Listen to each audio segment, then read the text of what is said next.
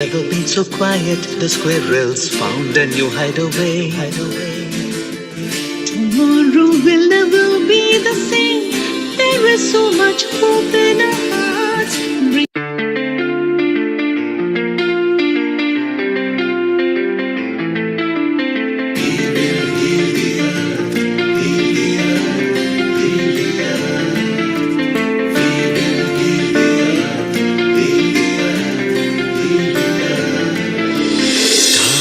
They can tell you stories which are brighter than yesterday. The streets have never been so quiet. The squirrels found a new hideaway. Tomorrow will never be the same. There is so much hope in our hearts.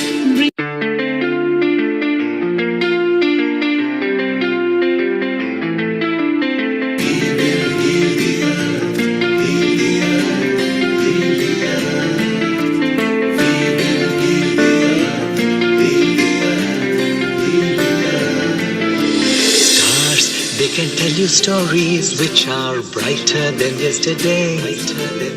The streets have never been so quiet. The squirrels found a new hideaway.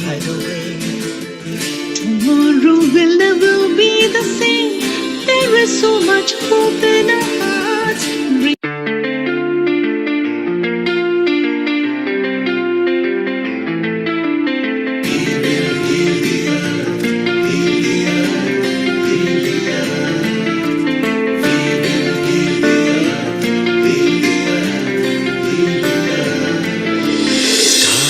They can tell you stories which are brighter than yesterday. The streets have never been so quiet. The squirrels found a new hideaway. Tomorrow will never be the same.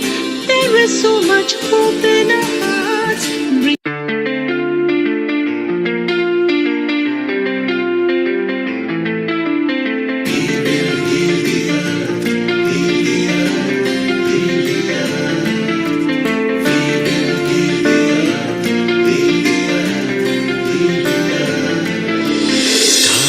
They can tell you stories which are brighter than yesterday. The streets have never been so quiet. The squirrels found a new hideaway. Tomorrow will never be the same.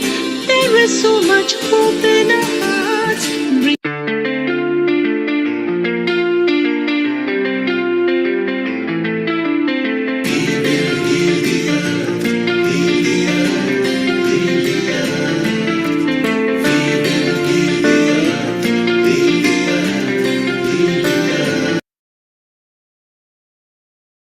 Ten, 9, 8, 7, 6, 5, 4, 3, 2, 1.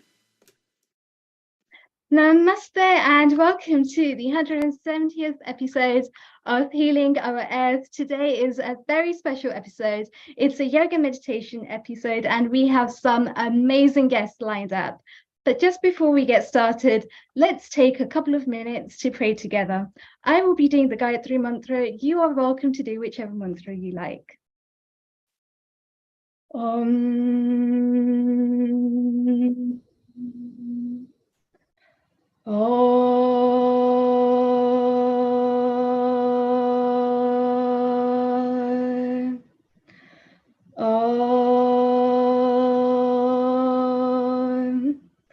Om Bhurбhuva Swaha Tatsavidurvarenyam Bhargo Devasya Dhimahi Dhiyo Yo Na Prachodayat.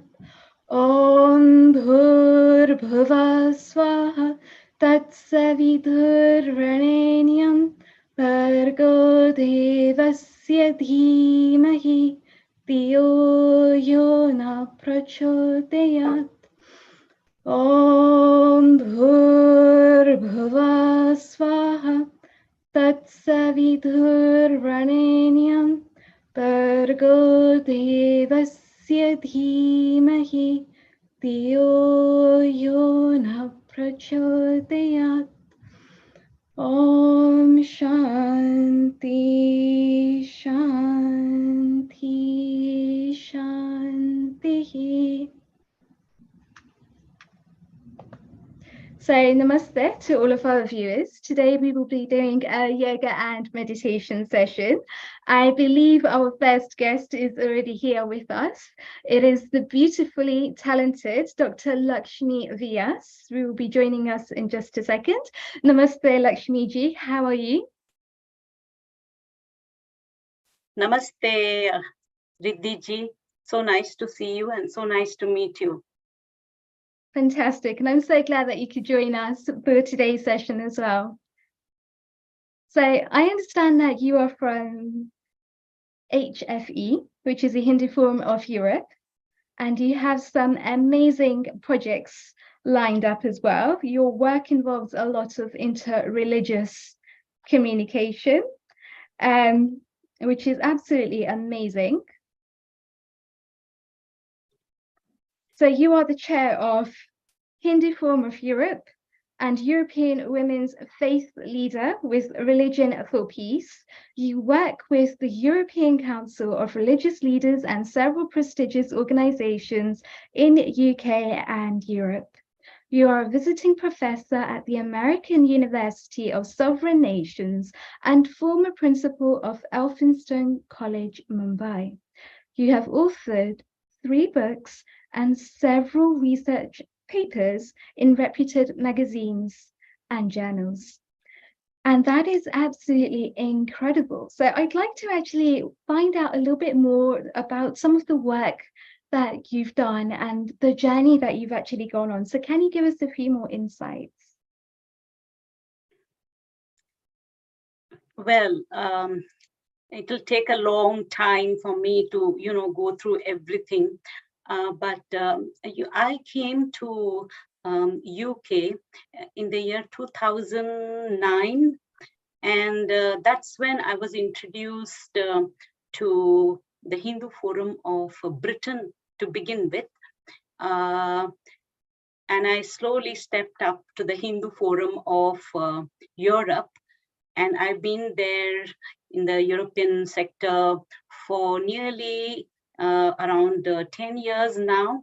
And I've been the president there, president of the Hindu Forum of Europe.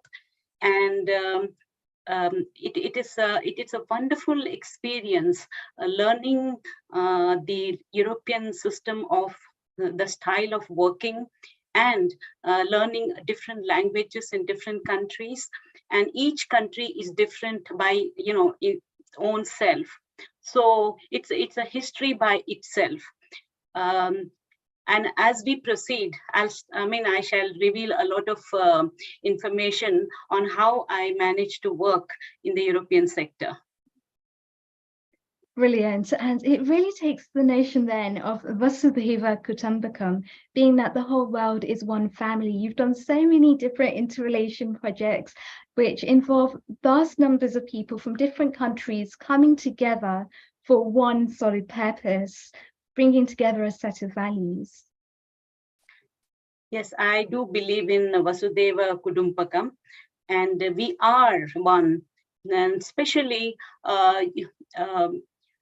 we working with not only with Hindus, but all the other religions, be it Christianism or it is Islam or any other religions. So when I go to meetings in Europe, I find all kinds of people there. So initially I become a little inhibitive, a little what to do, what am I going to talk in the beginning.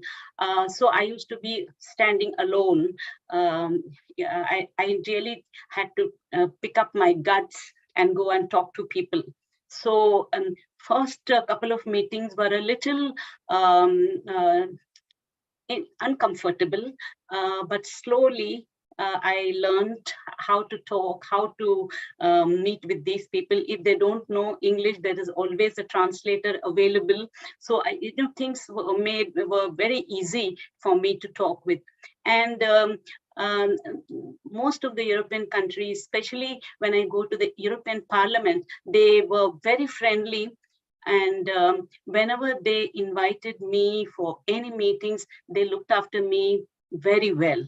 There was there's no chance for any sort of complaint or anything. So that gave me a lot of confidence to talk more, to interact with more people. And to begin with, in the Hindu Forum of Europe, there were about 8 or 9 members from different countries.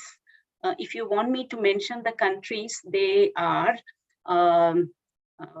Italy. There are 2 organizations from Italy, one from Switzerland, one from Spain, then one from Belgium, and one from Portugal. These were the initial organization. Then after getting into it, I said, these many organizations are not sufficient. So I want to increase the organizations. So we got in Sweden, France, and also some of the organizations from UK, like Sanskriti, then the Indian Medical Science Group. Then we have NCHT, that is Arun Thakur from NCHT. Thus, now we are about 18 organizations, and we are looking for increasing and going to Eastern Europe as well as Northern Europe, the Finland, Sweden, and all those areas as well. So it's an effort, but I'm happy to work for the benefit of Hinduism. Yeah, and that's a really lovely thing, isn't it? To be able to take a stand, to be bold in your approaches, to be able to make those difficult decisions. It really requires a depth of leadership and to be able to take those decisions, which is absolutely fascinating. And we've mentioned there a number of different countries and a number of different organizations. For somebody that is just starting out on this path and would like to join, how would they go about doing so? We have a system of working. We have first, they have the organization which is going to join us should have their own organization. We don't give generally to individual persons. It should be an organization, and they should have their statutes and everything. So they fill in a form which I send it to them, and they have to fill in the details and also mention about they will be with us, they'll be honest, blah blah blah blah, all those things. And we approve their form in the annual in our board meeting. It's not none of the decision is taken by me. It's always the board which takes the decision. So currently the board members are one of them is from Spain, that is Krishna Kripadasa. Then another one is from Italy, he's Gianluca. And then we have one more co-opted member from Antwerp, that is Belgium, and one more member who is a sort of CEO, and he is Kesh Morjaria. So we have 5 of us in the board, and we work together. And none of the decisions are taken individually. It's always with the board. So we approve and send the form back to the people who are interested, and every member will pay 111 euros per year as a membership fees. Right. And for such a nominal amount, they get so much as well. So I think that you've touched on some of the key values. You've touched on selfless service. You've touched on teamwork. What other values do you have, and how do these values really come together? Yes, working in an organization is not an easy task. you have to take everybody and move ahead. You can't have one or two. It's a whole team. If there are 18 organizations, all the 18 organizations has to be taken forward. So it's a task by itself. And you have to look at everybody's moods, everybody's efforts, and everybody's contribution. So it takes a lot of energy, as well as lot of thoughts has to be put into how am I going to manage. So what I do is I write to them regularly. One thing, always write notes to the members. Not write once and then forget. Keep reminding. So I send one reminder, second reminder, the third reminder, again fourth reminder sometimes. By then the people say, oh, madam is sending so many reminders, so let's approach and go ahead. So I talk to all these people very politely, very gently, never a word of anger or never a word of any insult or anything. So and always I smile. I talk with a smile. So it's not that I have created this, maybe it is built in me. So that's how I talk to all of them, and all my members are very friendly with me, very honest with me, and they do all the work that I give it to them. So, for example, last year we had a couple of organizations, after the big pandemic. So we had one huge meeting in Spain. It is a Vedantic center. I think all of you should visit that place. It's a Vedantic center run by the Hindu organization. They are all Spanish who have been converted into Hindus. So basically they are Spanish in origin, but all of them, there are a huge lot of them, sannyasinis, then Rameshwara Nandagiri. He is the owner of that place. He is the main person, and he is the one who is managing that. And there are women and a lot of people from nearby areas also come there. And it is wonderful. We had a great time, and they make all the food, everything sattvic. So we stayed there for 4 days. We had our annual general body meeting, and we also went from sightseeing, etc. But we have a lot of pujas, bhajans, and of course our meeting. And this way we all came together. The entire Hindu Forum of Europe members, we came together. So some of the photos will display how closely we worked with each other. So that's one example. Like that, we also had another get together in Luxembourg, where also the entire Hindu Forum of Europe joined together. And we also had a video call during these sessions with Neil Kumarji to tell them that, how friendly and how well we are organized. So in Luxembourg, we stayed for 2-3 days, and we went around. We had the Diwali celebration, which was inaugurated by the embassy people from Belgium, and later on it was followed by talks, dances, and cultural programs, and ended with a wonderful dinner. And then people departed, and the people from Brahma Kumari and so many other organizations also joined this function.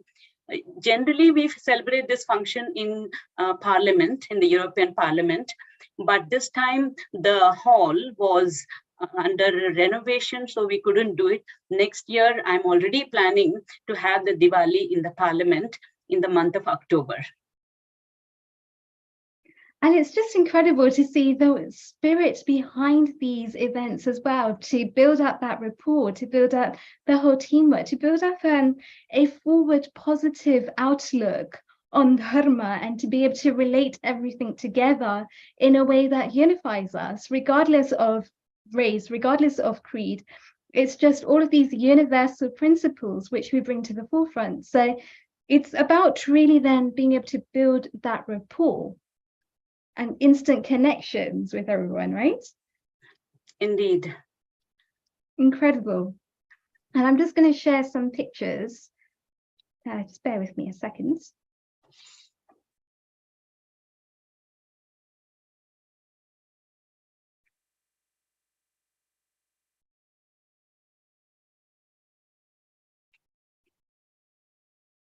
But before I do that, could you just tell us a little bit more about the objectives of Hindu Forum of Europe? Yes. European Union is a little different from UK. So in European Union, there are different countries, around 27 countries, and each country has a different language, and it has a different management. So it's not we can directly go and start something. So we have to first. Okay, I'll go through these some of these photographs. Yes, this is an award that I got in the month of July 2022 from the organization called Sanskrit, which is based in in Rajasthan. It's yeah. You can move to the next. This photo is from Abu Dhabi, not Abu Dhabi, Saudi Arabia, where I was invited in the month of May to make a presentation on refugees, bridging the gap of refugees, and I was talking on that for about 10 minutes, and it was very well received. There were only 2 women speakers, and one of them was me.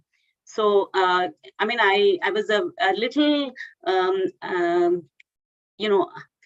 in 2 minds whether to go or not, but I'm glad I went. They looked after every delegate very nicely, and they didn't leave any stone unturned, to look after us. They bend their backs to look after us. That well, they received us, and and it was a wonderful experience also. So it's really about building those community ties, and isn't it? Being Nari Shakti and being only 2 women there, but it's just about being able to make that stand, to be able to represent, to have that thing of to make a difference in society. Yeah, so I mean, I never even think, okay, I'm going to be the only woman. Very often I am the only woman whenever I go for many meetings, and especially there may be other English ladies sometimes, but as a Hindu woman, I'm the only one in Europe a lot of times. So it's not an easy thing, to gel with the crowd and manage with the crowd so easily. But over the years, I have learned how to go about. And yes. I'm a vegetarian. I also have food issues. So while all of them eat everything, I have my own problems of, what I should eat and what I should not eat. So slowly I start gelling with them. There is always some potato chips available. So I go ahead with it, So this is the way I manage. But out there, if you have your own organization and do you believe in making a difference, and do you come forward? I beg your pardon? Just to all of the women that are watching this at the moment, be it live or be it on our recordings on social media, if they have an organization which believes in these values, which promotes these values, then come forward and be a part of the bigger picture. This picture was taken recently in Barcelona, where we had all met together for, once again, a meeting on again, bridging the gap was one of the subject, but yeah, the other subject was also hate crime. That was also discussed here. See, you can see me here, somewhere here, in a red top, and these were people from various parts of Europe, UK, USA, Far East, Japan, everywhere. It was not only, I mean, you can say a little world here. So the people from different parts of the world had come, and it was a wonderful interaction. I mean, not only an interaction, I learned so much. Cultural interaction, interreligious prayers, interreligious way of working, and how we can protect our own people in the European country, so that the European as a whole, Europe as a whole, it lives in unity. So this is what we were talking and discussing. So a sort of a multicultural meeting it was. I learned a lot of things from everyone who was present there. We were there for 4 days. We were also taken to some different organizations to interact with what they were doing. And well, you can, last year when I went, I was the only Hindu. So when I left the meeting, I put a little word into them that though Hinduism is the third largest religion, there's only one person was invited. Why weren't the others invited? So this year you can see a lot of Hindus who were invited. Like here, this is from, she's from Italy, and you can see a lot of Hindu. There were at least 8 Hindus were invited. So this, unless you tell them, they don't realize. So when I told them there were 8 Hindus, maybe next year there'll be maybe more Hindus who are invited. See here, there is Krishna Kripa Dasa is here. So these are all the people who had come for the program, and we again, food was a problem. They didn't have a separate meal for vegetarians. So whatever was there, we somehow managed the few Hindus that were present.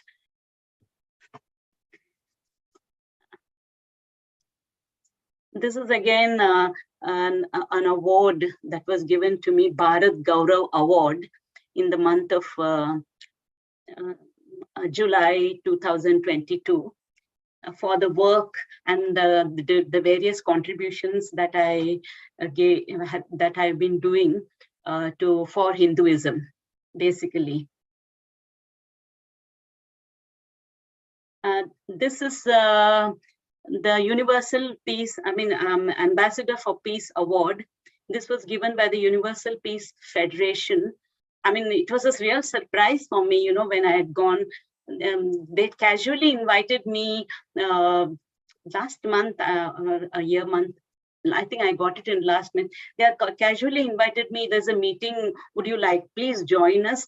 We would be, happy to for you to say a few words. So I had gone. I just had gone casually. It was a very rainy day, but I did go.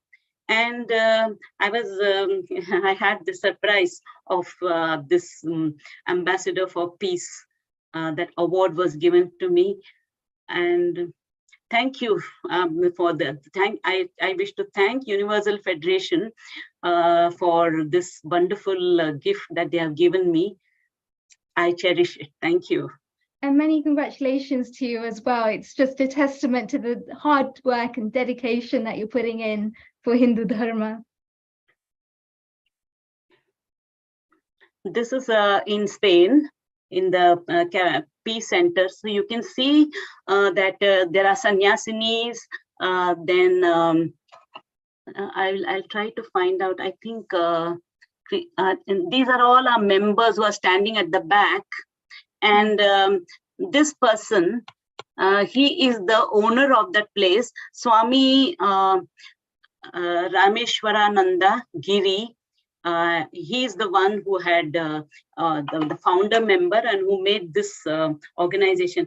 If you all get time, you must go and visit this place. It is an amazing place, and they look after you like how they look after little child, children. That that way they look after you. The food is excellent, and you can see these are all our members. Ragasudha. This is Mistri. I'm sorry. Anyway, this is she's from Sweden. Then he's from Germany. So all from different countries. And imagine we all came together. 4 days we moved together. 4 days we ate together. And then when the time of departure came, everyone had tears in our eyes because mingling with so many people, and everyone was so gentle and so kind-hearted. It's a totally different experience. There was no anger, nothing of that sort. So peaceful, peace, peace, peace. Everything was peaceful. And when we departed, all of us had a little tears in our eyes. I can still remember that in that time. Anyway. Incredible. This is again in Saudi Arabia, where we were taken to a center where children and boys were being looked after who had no parents and things like that. So in that school, we talked to some of those children, and I also gave a little lecture on how to study and how to become a good person, a useful person. So the person sitting next to me is from Dubai. I think he's one of the main member of Dubai. I forget his name now. So that is the meeting. You can move ahead, please. This is the Peace Award that was given to me. This is the Universal Peace Federation. And I had just casually gone, and I didn't even know that I was going to get an award. I just went there casually, and suddenly end of the program, towards the end of the program, they were felicitating people, and my name was also announced. Surprise. Thank you. Brilliant.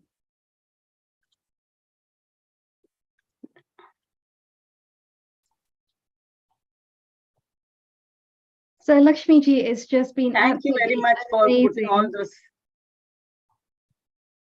It's just been absolutely amazing there to see some of the work that's happened in Hindu Forum of Europe, and how as Nari Shakti you've managed to bring together the Hindu values on a global platform that's surrounded by so many different religions, so many different cultures, so many different countries coming together because they all believe in those universal values which you shared earlier. So once again, thank you from all of us at Healing Our Earth for this amazing seva that you've done. Congratulations on your awards, and may there be many, many more to come. Thank you very much. Namaste. Thank you very much. And so moving on, we've got the fantastic Abhiyogi with us next. And Abhiyogi is somebody that's done many, many works with us. Namaste ji, how are you? I'm great. Thank you, Riddhiji, for having me here. Fantastic. And one of the projects that stands out very well in my mind is a recent project that he's just begun, which is Sanatan Sanstha, which believes in bringing together Sanatanis from all different walks of life to be able to preserve, protect, and practice the Hindu Dharma. Could you tell us a little bit more, please, Abhiji? Namaskar to everybody, the distinguished guests here. Abhiyogi, as Riddhi has spoken, I'm involved in multiple things related to the Sanatan Dharma. Recently started the Sanatan Sanstha of UK, which is an organization which is primarily working towards bringing our children and their parents towards Sanatan Dharma. So we recently did an event in the UK Parliament where we did the Bhagavad Gita Jayanti, and it was an amazing event where the children came and they recited Sanskrit shlokas. Some of them were trained in 2 to 3 days only. So the kind of energy and the output we managed to get out of our children and the kind of enthusiasm they showed towards Krishna was so amazing. And it's very inspiring to work with our children and show them that how our values can enrich their life, take them away from mental all the issues we keep hearing about, the disorders and other things, and how Sanatan Dharma can also help them get connected to the roots of Bharat, basically the roots which we who are living in the foreign lands are somehow getting a bit detached from. So it's a very important step we've taken by doing this. We are organizing the first Havan Divas very soon, which would be training everybody on how to do a Havan at your home. So, people can just learn the basic techniques of how to recite mantras, what to need, how to put the mango wood around in the structures, and how to do the ahutis and other things, so that you can do an Havan. And Havan is something which is proven by CERN and so many other laboratories and scientists that it can purify your environment to 90 to 95% within 1 or 2 hours when you perform an Havan or a Yajna. And we've forgotten that culture. So we as Sanatan Sanstha of UK are trying to bring that value, that how important it is to have a clean environment around you so that your soul can, actually absorb these wonderful vibrations which are present in the cosmos and then ascend through the various stages of the mindful. And I, as a Kundalini yoga practitioner who's been teaching 7-8 years free Kundalini yoga to everybody in the UK, have found out that, once we start going into our chakras, our cleaning, our nadis and other things, you start getting connected to the divine and understanding what the divine and whole energy concept is all about. So we're trying to bring those values slowly back into our lives and do things around that. Another initiative we have taken is about bringing the lives of the saints, which are so wonderful with their philosophies, be it anyone, be it Shankaracharya, be it Namdev or Tukaram or Chaitanya Mahaprabhu, but how much our children know about that?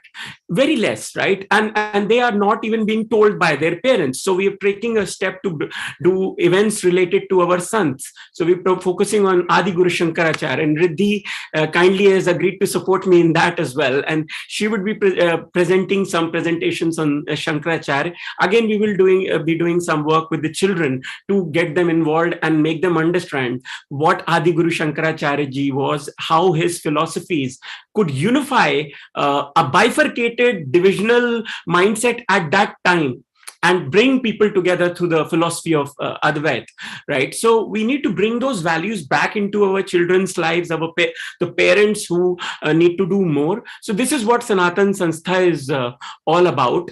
And we are trying to do... Absolutely incredible, Abhijit. And I just want to learn a little bit more, because it seems that you are a very learned person. You know a lot about our Vedas. You really want to have this youth now, these younger children, our young stars coming to the forefront now and supporting Hindu Dharma. How did you yourself come into this? Where did you start your journey? Yeah, I started as a child. I would say I was reading some of the, I basically I belong to Ayodhya. My grandfather took a early retirement and went to Ayodhya, and he stayed all his life in Ayodhya ji, doing seva for Sri Ram. So my dad became a very spiritual person and a Sanatani, and somehow I got those values as well. So I started reading some of the Shastras, some of the early books quite early. At the age of 10 or 12. But at that point of time, I'll be honest, I was just reading them, not understanding the real essence behind them or trying to go behind the philosophy of it. It's more like, and then obviously, like everybody else, I had my own journey, my own time when I was running away from these things, thinking, what am I doing? This is too for later stage of life. I shouldn't be doing it right now. And then I came back to it around 8 years ago, and I learned Kundalini meditation. And that was a very important phase in my life, because Kundalini helped me understand how to connect the dots, how the chakra or the nadi science works, and how it's all connected to different, and every concept of Sanatan, I feel, can be explained by that science in terms of how the representations have been done, why we see so many gods sitting on a lotus, why we see something represented in a particular format, So all those things started to make sense. So I started again reading things, especially the Upanishads and the Bhagavad Gita in more detail, and understanding the philosophies behind it. And I won't say I've become more learned or something, but I can say from my first reading to later readings, I have managed to get at least 60 to 70% more out of those books. And I feel those books should be read again and again, because each time you read it, you understand something new out of it. And there is so much principles which are there, from life, from management, from crisis management, to everything you can adapt your life to. So lots of learnings, and it's a journey, Riddhi. I think it will continue for in this format. I'll keep on adding more and more into my brain, but eventually, how do we interpret it and present it in a simplified format, it should be our goal. So for that purpose, I started a YouTube channel during lockdown, Simply Sanatan, where I was trying to just simplify some of the things and present it in a very simplified way, be it Kundalini, be it the knowledge of how our calendars work, from Vikram Samvat to the modern ones, and how Surya Siddhant can help us interpret so many other concepts, how the solar and lunar calculations are made so many differences in our interpretations. That's why we see some people coming up with dates of Mahabharat war at 5500 BC, some people going at 3000 BC, some people interpreting Ramayana as 12,000 BC, and some are stuck at 7,000 BC. So all these different school of thoughts, why there are so many differences, and what we can do to, go deeper into that and understand how our civilization has spanned over millennia, is what I try to do as a Vedic researcher as well. So yeah, I mean, it's amazing work. It's amazing, Seva. There is so much depth that we can actually share on this subject. But I believe that we are actually in for a treat today, because you're going to be going through a short Kundalini meditation with all of us and really bringing us along this journey with you today, right? So please go ahead. Dhanyavad. So I'll try and share my screen and quickly show you guys. Hopefully it works. Yes. Let me know if you can't see my screen, yeah? So we can see the page that says meditation music, Sahaja yoga music. Oh, is that the one you're saying? Yeah, no, not the other one. Let me share again then. Sorry about that. Okay, share this one. So this is a short video which shows what the chakras and nadis, how they are placed in the body, and what the Kundalini science is all about. Because you would see lots of people will interpret it in different ways, and some people try to raise the Kundalini through sounds, of the chakras, through colors of the chakras. But what I follow is something different. It's a system created by Sri Mataji Nirmala Devi, which is Sahaj Yoga, and I found it very effective, so I've been following it for a number of years, basically. But this is the basis of it. And if you can see this, let me make it bigger.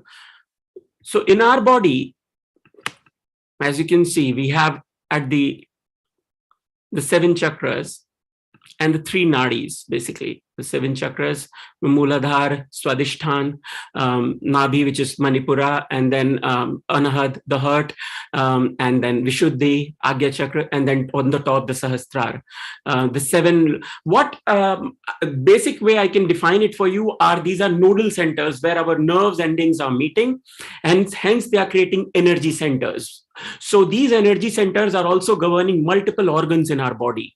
And hence it's very important to understand that sometimes what we get out of in terms of human diseases is because of the unbalance of some chakras, basically. So be it diabetes, be it hypertension, be it thyroid, it's just that if you can balance those chakras and clear them, we call it clearing, then you can help get rid of these ailments. And this method is known to even cure cancer. So it's very effective if you follow the chakra and the nadi science. So let me show how it all works. So we have the 3 channels in Ida, Pingla, and Shushumna. The Shushumna being the central channel, the Madhya Nadi. And then we have the chakras. And the Kundalini resides at the base in a 2.5 coil. And then it starts to rise when auspiciously it's invoked, basically. And you will see, let me take this away as well, hopefully, then we should. So it's like a capillary tube, the energy is rising through the chakras, making them work in the way they are designed to work, which is work in a clockwise fashion. And then when it goes and pierces through top of the head, the Brahmarandra, then we get the full realization, or Atma Sakshatkar, as we say. We connect it to the divine cosmos, and then we can understand many things much more clearly, because you've managed to open your Sahasrara and you can understand the divine information more easily. So it's the 1,000-petal lotus, how it's been represented in our Shastras, in our books and everything. That's why it's called the Sahasrasa. So it's 1,000 petals, basically. And when we raise our Kundalini, the energy starts to go through these chakras. And then when you reach to this point, you will feel complete bliss. Absolutely, you will be drenched in cold vibrations. And you would be like in, as they say, in heaven. The saying goes, as in heaven, you will actually feel that. And some people have also might have told you that once this happens, it's like, you will not be able to manage the energy, it's too strong or something. I would say don't listen to those things, because it's a very natural phenomena. Our body is actually designed in this way. As a child, when a child is inside the womb, the energy of the child is always escaping when it comes out. You must have seen the child's head is always palpating like this. That's why our grandmothers and others used to make a pillow, very strong one, to protect that area. So body is already designed so that the Kundalini escapes. It's over a period of time, over the age of 8 or 9 years, this starts to get more blocked, and then the energy stops to appear out on its own. And that's because of where you are now connected to the Maya Jagat. So you're not in the realm of the divine anymore. So it's starting to close that gap, basically. But then there are methods which have been given by our rishis, our ancestors, that how to again raise this energy so that we can again create that connection. And once that connection is again created, you are again connected to the divine energy, basically. So without further ado, let me stop the screen share, and we'll do a short session. I'll try to keep it brief. So before everything in any kind of meditation or yoga session, we have to prepare our body. So for preparing our body for Kundalini, you have to clear your nadis. And for clearing our nadis, we use the basic 5 elements, basically the earth, the air, all the basic elements. So I'll go through a short process through that. So let us all close our eyes.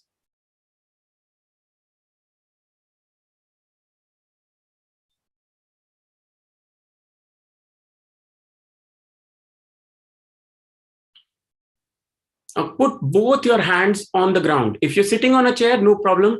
Just point them towards the Mother Earth. Let's use the Mother Earth. The Mother Earth is very, very strong in taking away all our negativities. Let's use the Mother Earth. So put both your hands on the ground.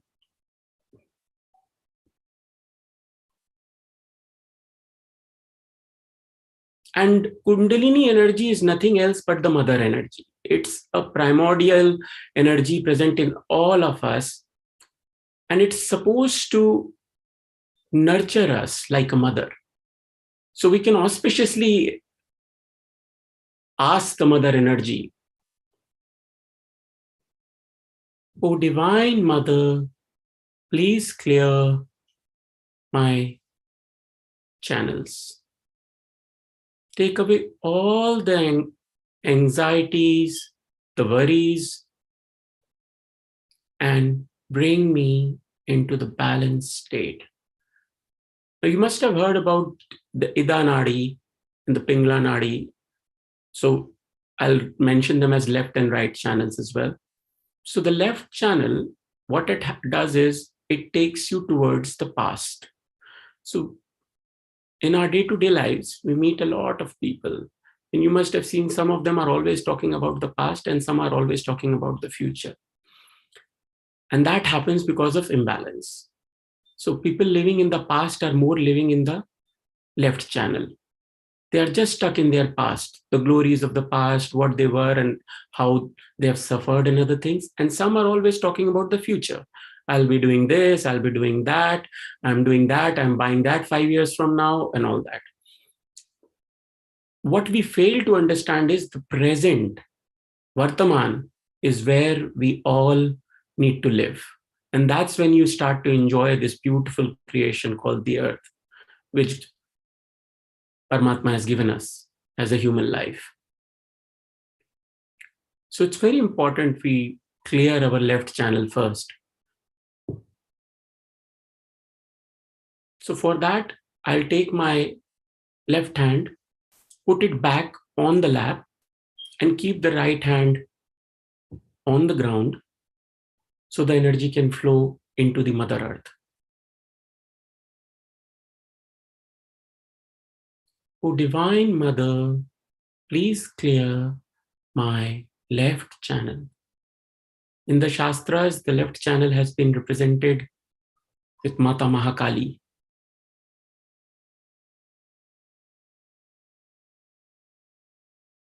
So we can also have a short mantra for Sri Mahakali.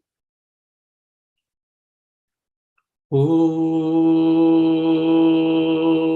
Tvameva Sakshat Shri Mahakali Sakshat Namo Namaha.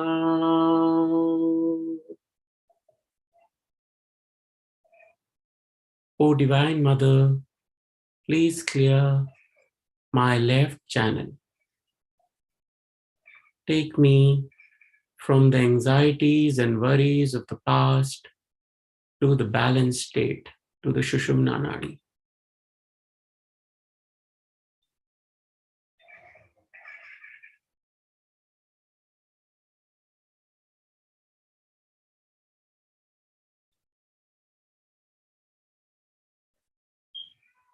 So now we can bring our right hand back on the lap.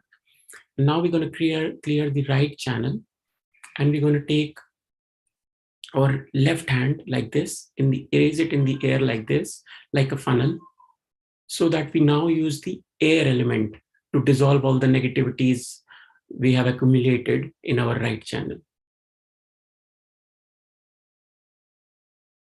Again, I will ask the Mother auspiciously to clear my right channel and dissolve all the negativity. O Divine Mother, please clear my right channel.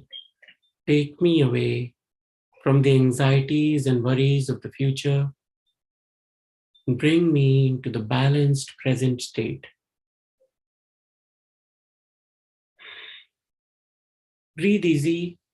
No need to concentrate. Just relax. Keep your attention on top of your head.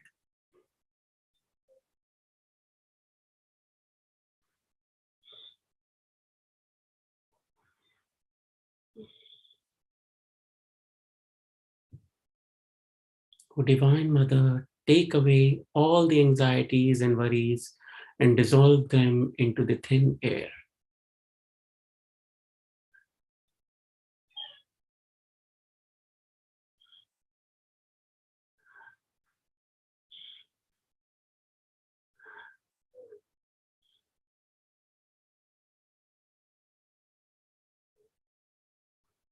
Now we can bring our left hand back on the lap, and we're going to clear our central channel, the Madhyanadi. And in the Shastras, this is where Mata Mahalakshmi has been told to reside. And as you can understand, there's a basic human flaw in the way we think. We think by thinking about the future, we will get Mahalakshmi. And Mahalakshmi is not just the Devi for wealth. She's also the Devi for Vaibhav, prosperity, satisfaction. So getting Mahalakshmi, you have to be in the present channel. If you're living in the future and planning for the future, you will not get Mahalakshmi. So it's very important we clear our central channel, the Shushumna Nadi as well.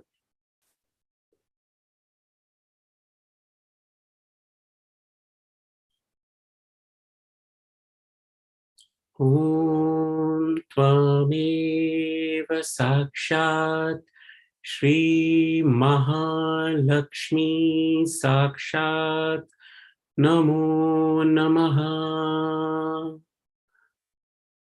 O Divine Mother, please clear my central channel. Take me away from all the anxieties and worries of the past and the extra energy and the planning of the future. Bring me into the balanced state, into the present, what is in front of me. Give me my self-realization.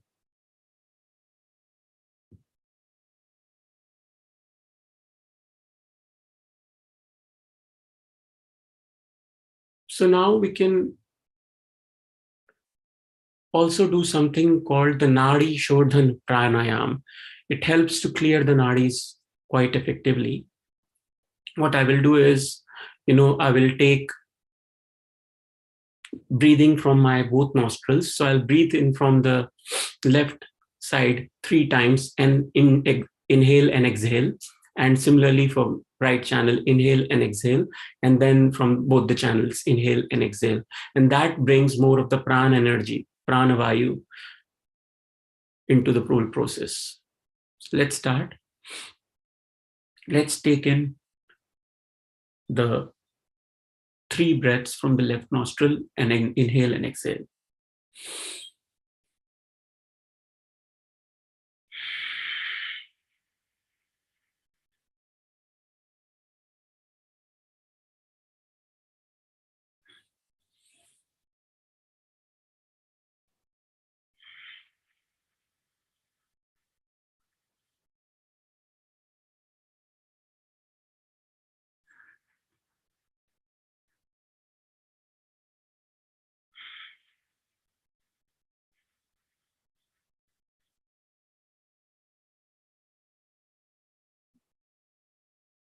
And one final time.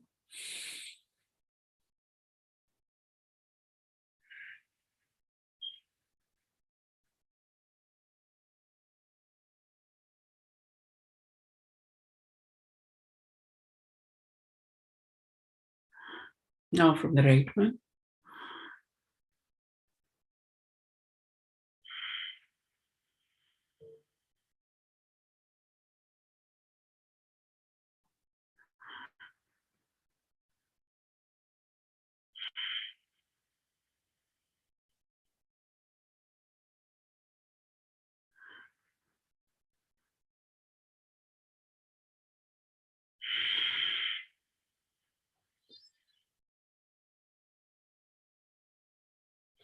Now from both the nostrils for the central channel.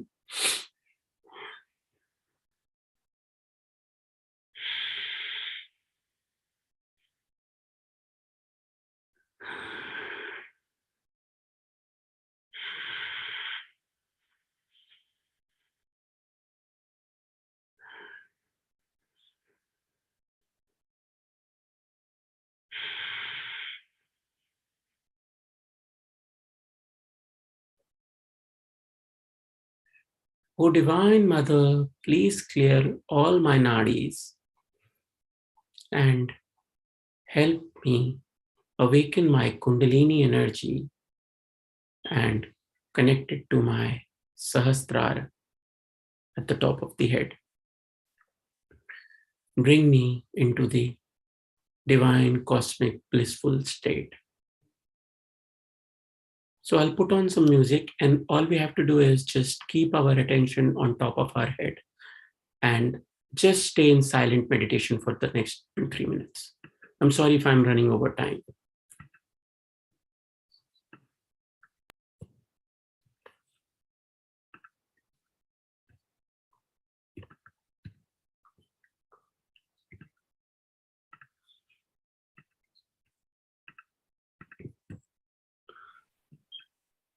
Okay, Abhi, let's skip the music, please. Yeah, I'm trying to. Kindly come back to the screen, over. Yeah, just give me a second. Let me. That's it. You can skip the music. You and Riddhi can chat now. Riddhi, come in, over. Okay, so let's just, I'll leave the music. Let's just stay in silent meditation for the next 1 minute and keep our attention on the Sahasrara so that you can absorb whatever vibrations you can. You might feel tingling on top of your finger points or on top of your head while you keep your attention on top of your head.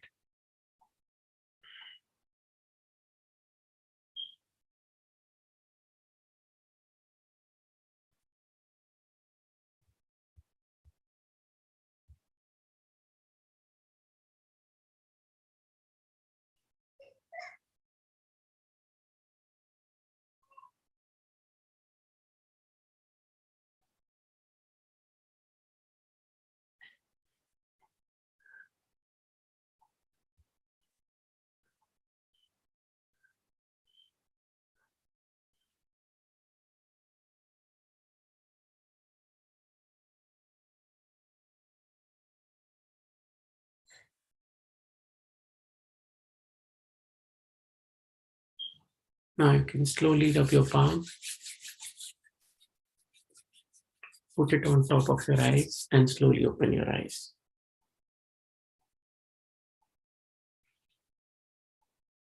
Hari Om, Hari Om. Hariam, what a beautiful meditation. Really felt the effects of that. So thank you so much for sharing. It's been a really positive, uplifting, powerful session. And maybe look forward to many more of these as well. I'm sorry I had to rush this, but the process takes a bit more time. So, but you know, if you keep practicing it, I also teach it for free every Sunday, Riddhi, 8:30 to 9:30 p.m. So people in UK can definitely benefit, and people in America can definitely benefit. And how can people find out more? Just send you a text and I'll send you the details, and then they can get connected or something, you know, or they can join this WhatsApp group of Sanatan Sanstha of UK, where we are always sharing valuable Sanatan inputs and information. We try to share original content rather than forwards. So thank you so much. Hari Om. Thank you. Hari Om. Namaste. And that brings us on nicely to Lalit Bhai Soda, who is a resident chiropractor here at Healing Our Earth. He's also the senior anchor at Healing Our Earth too. Namaste Ji, how are you? Very well, thank you. Namaste, Riddhi. How are you doing this afternoon? Very well. Are you enjoying the program so far? Certainly, I logged in a few minutes ago, but I was trying to do the nostril breathing. Very nice. And what really caught me was they're offering some free sessions on Sundays. I think that's very good. Isn't it? Got to take advantage of those. Absolutely. Fantastic. And Lalit Bhai, I hear that you've just come back from India last month. How was your journey in India? I certainly did. It was an amazing journey. There were quite a few highlights, but of the highlights that I'm going to be a bit favored towards today by talking about my real good experience to having been to Mount Abu at the Brahma Kumari International Center. So that was one of my big highlights. Tell us more. Well, I'll tell you another one. I went to Mount Abu at the Nikki Lake, and this is going to make you laugh a little bit. So I had some time. I met my wonderful friend who I'm going to be talking to today, Hitesh Bhai. Om Shanti, and Sarita Ben, Om Shanti to you too. So nice to see you both today. So I tell you what, when I went to Mount Abu and our dear Hitesh Bhai was occupied in his service at the center, he said, Lalit Bhai, you've got 4 hours. Oh, he said 3 hours. Why don't you go up Mount Abu and go to the International Center and enjoy yourself? So I did. But I did one more thing. I went to the Nikki Lake, I walked around, and I dressed up. You know, you get caught up in those little cameramans running after you and saying, oh, dress up as a Rajasthani outfit and I'll click some photos for you. Well, I'll tell you what, I got caught into it and I absolutely loved it. I think I shared some photos with our... stunning. Yeah, that was another highlight for me because I would have never done something like that. But I think by going to Mount Abu, I've created many lifelong memories. Fantastic. And aren't we so lucky today because we are joined by 2 incredibly talented people. We've got Absolutely. BK Sarita Didi and we've also got BK Hitesh Bhai joining us from Mount Abu today. Absolutely. We are so thrilled with such 2 divine people joining us. Absolutely. And Sarita Didi, would you like to introduce Sarita Didi? Sure, I can do that. That's not a problem. Please go ahead. Now, Sister Sarita, Om Shanti to you first. I ask for any forgiveness if I make any errors in your introduction. So this is a lovely introduction for our very senior Raj Yoga teacher. Sister Sarita is working as a coach, as a management trainer, an inspirational speaker, and guiding the developments of individuals towards better self-reliance. She is very well known for her simplicity, her positive attitude, her extreme politeness, pure love, and cheerful face, which shows clearly her tangible attainment of spirituality. Amongst her amazing academic qualifications, she is an MBA in Human Resources and a diploma in Value Education and Spirituality. She's done amazing numbers of seminars, and as we go along, I will bring her a few introductions of what she has done. But let me tell you one thing. She offers full-day retreats, workshops on values at workplace. Dil se dil ki baat, that's the one I want to come for. 4 faces of a woman. Now that's something that we would love to know. Blessings and bliss and magic of meditation. That's my biggest curiosity, the magic of meditation. So these are the kind of workshops that our dear sister Sarita Rathi is conducting. She has, let me tell you, she has been awarded with the Surya Gaurav Purushkar in 2020. In 2016, she was also awarded with Savitribai Jyotiba Phule Award. So not only is this lady climbing the spiritual ladder, but absolutely being recognized by the big authorities in the amazing achievements that she is making. Yeah, so Sister Sarita is also rendering her services as a senior faculty of medical wing at the Brahma Kumaris. Currently, she is directing the spiritual services as Mukunda Nagar in Pune, as she has pure selfless desire to serve the human mankind through spiritual lifestyle and meditation. So this is a little bit about our dear sister Sarita, and as we go along, we'll be talking more about her. Riddhi, over to you. Fantastic. And I just wanted to say, Om Shanti, Sarita Reddy. It's absolutely incredible to hear about the recognition that you've received for spirituality and meditation. Being a Raja Yoga instructor yourself for 30 plus years at the Brahma Kumaris, it's absolutely fascinating to have you here with us today.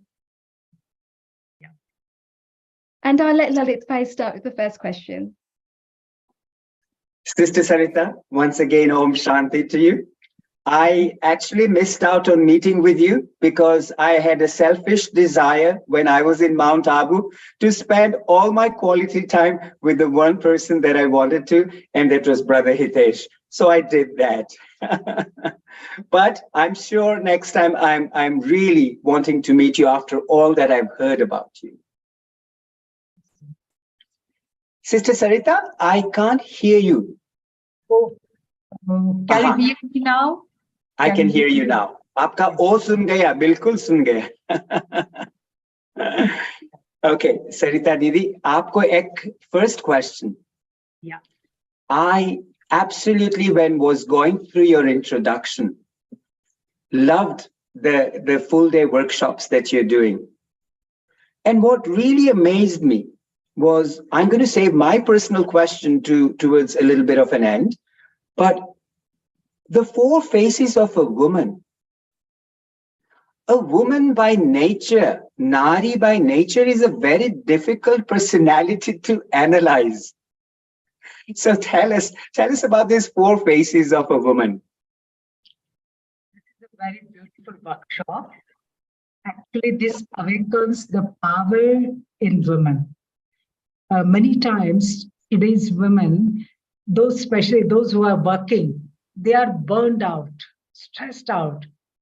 They don't know how to balance between work and family.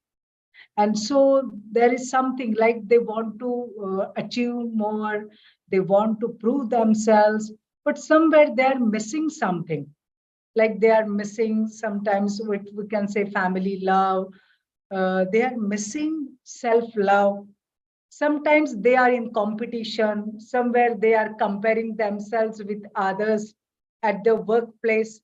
So these four faces of woman, actually it shows, actually it takes you on the journey of experience. And that is that you are not only woman of one face, but in you there is one traditional face. So traditional face means there is like you are playing different roles, like you are mother, you are wife. So what should be your qualities? So remember that qualities. Then when you go at your workplace, so these are your qualities, but don't miss this your family role also. So when you combine both of them with the help of spirituality, so spirituality, it actually asks you to awaken your role of Shakti. You are a Shakti. So that Shakti, which is of eight powers, like you have power to tolerate, power to adjust, power to make right decisions, power to face. So use all those Shaktis. In there, in you, there is Durga, there is Saraswati, there is Shitala Mata, as well as there is Santoshi Mata. So you always remember that, yes, I'm one of the forms of these devis, these goddesses. And when you remind yourself of those powers, those Shaktis, so automatically, whatever you are doing at workplace, at home, so actually your family members, your employees or your colleagues, they will sense a very different divine feeling from you. So that is the, what can I say, this workshop, which is full of 5 hours, the four faces of woman. It is full of activities, exercises, and a lot of questions. Wow, that's amazing. Thank you for sharing that. And from what I understand, today is going to be a session where you are going to be taking us through some meditation. So my personal question would be, one of the classes you do offer is the magic of meditation. So, Riddhi, is that correct? We are going to be leading into a meditation session. Is that correct? Absolutely. But before we do that, I Yes. just want to understand a little bit more, because Raja Yoga has 8 limbs, from what I understand. A lot of the times people find that there's many misconceptions around meditation, especially when it comes to dhyana and dharana. So for somebody that's just beginning on this path of meditation, what preliminary steps can you give them in order to ensure that they are fully ready for the experience? Okay. Why we meditate this, actually this Raj Yoga meditation, we can say there are 108 types of meditation in the world, and 3-4 of them, they are highly effective. Raj Yoga meditation is one of them. Right. Actually, in Raj Yoga meditation, it means meditation. The word medere, it has come from the Latin language. Okay, Latin word, medere. Medere means to connect, to unite, to remember. And Raj Yoga means when you connect with the kings of all souls, that is called Paramatma, supreme energy, that is called Raj Yoga. So when you connect with that divine source, so automatically your attainments, they are of very high. So that's why it has been called as Raj Yoga, and you will experience really a transformation in your thoughts, in your behavior, in your everything. So that's how it just works. That's incredible. Please do give us a little example of this. Yes, when we practice meditation, at least 15 minutes or 20 minutes on daily basis. Actually, nowadays it has been said that there is research on brain. So when you practice meditation for 20 minutes, actually it changes the wiring of your brain, because there are so many areas in brain: attention, then sensing, understanding. So automatically, because of positive thoughts, there is calmness in your brain, there is calmness in your mind, relaxing your brain. So it affects your brain, it affects your body, it relaxes your body. We can see that nowadays doctors, especially doctors in medical professionals, they are referring, they are saying, with medication, please practice meditation. In India, now it's happening that even suppose a patient is what can say complaining about some kind of stress, anxiety, or a sleep, or suppose orthopedic problem, cancer, heart attack. Doctors, they are suggesting, please you practice meditation and you will see the miracles. And yes, of course, in Brahma Kumaris at Mount Abu, we have one project which is called as CAD project, coronary artery disease, third dimension CAD project. This project, it was started under the guidance of late president of India's president, Dr. APJ Abdul Kalam sir, okay, with DRDO. And Dr. Satish Gupta, who's cardiologist, he started this project. He started this project in 1998. Till now, almost more than 18,000 patients, heart patients, they have become Dilwalas. So they come with the complaint of, oh, doctor, I can't walk even 2 steps. But when they just join this CAD camp, and this camp is with full of what you can say for psychology test, then the spiritual sessions, meditation, diet, laughing, and everyday brisk walk. And you know what happens at the end of the camp? These patients who were complaining that, oh, we are not able to walk even 2 steps, these patients, they dance for 1 hour, Bhangra dance with doctor, with a group. So these are the results of meditation. Okay, so especially for heart patients, then you can see for what can say blood pressure, sugar, then all other problems, stress, anxiety. Yeah, just let me tell you one more example. A few days back, just a week back, one college student, 11th standard, and she was trying to call me many times, and finally she was able to reach to me. And what she was complaining, her mind has become full like dustbin, and she's not able to remove all the negative thoughts. So she was saying, please, sister, you do something. Otherwise, I will commit suicide. My mind has become full of negative thoughts. Please help me. And I just said, okay, we will do something. And just I counseled her. And from next day, I just asked her, please, you join meditation course. Within Within 2 days, her mind was totally clear. And now she is happily doing meditation. And she said that, yes, I will suggest to my friends also, because our generation, it has been going through a lot of this type of things because of these gadgets, because of this mobile and different sites. So these are some of the examples that because of meditation, how our mind, it becomes totally calm, peaceful. And when my mind is peaceful and calm, automatically it affects my health also.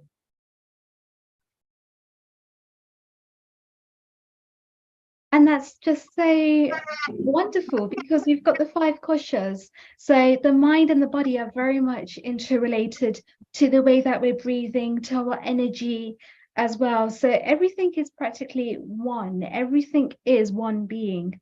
So when something is actually wrong in one area, we can feel it in another area. So similarly, I wanted to come back now to a concept that you touched on earlier, which was the 4 faces of women and all of the different powers or shaktis that we can draw from this way of being. Is that something that we can expand during meditation? These powers, right? Yes. When we connect ourselves with the divine, the supreme energy, supreme soul, who is power of Shakti, who what can say, who is ocean of Shaktis, who is ocean of powers. So automatically what happens as just whenever there is Wi-Fi and we are connected, so our files get downloaded. In the same way, when I connect myself with that supreme source, his powers, they get downloaded in my mind, in my soul. And there are different powers, but mainly there are 8 type of powers. One of them is power to withdraw. Power to withdraw means, yes, I come to know where I have to attach and when I have to detach. This is very important. This we call as power to withdraw. Many times we hold so many things of past or future. So we are not in the present. So we are not enjoying our present times. But this is one of the power which says, yes, past is past, put there full stop. Just be in present. The first Shakti. The second Shakti is called as power to pack up. So power to pack up means, yes, this power, it just tells us that, yes, you use or you just think about only thoughts which are essential, which are necessary, and which are wanted. What happens, what we do, for one issue, for one problem, we just think so many thoughts, we create, we waste so many thoughts.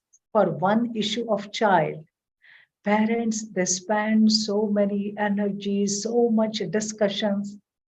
Many times we enroll ourselves with so many social groups. Just ask yourself, is it necessary? Is it important? Then only you join those groups. Just power to pack up. Be very focused on positive thoughts, focused on positive things. So what will happen? Yes, I will be ready, I will be free and available for new things.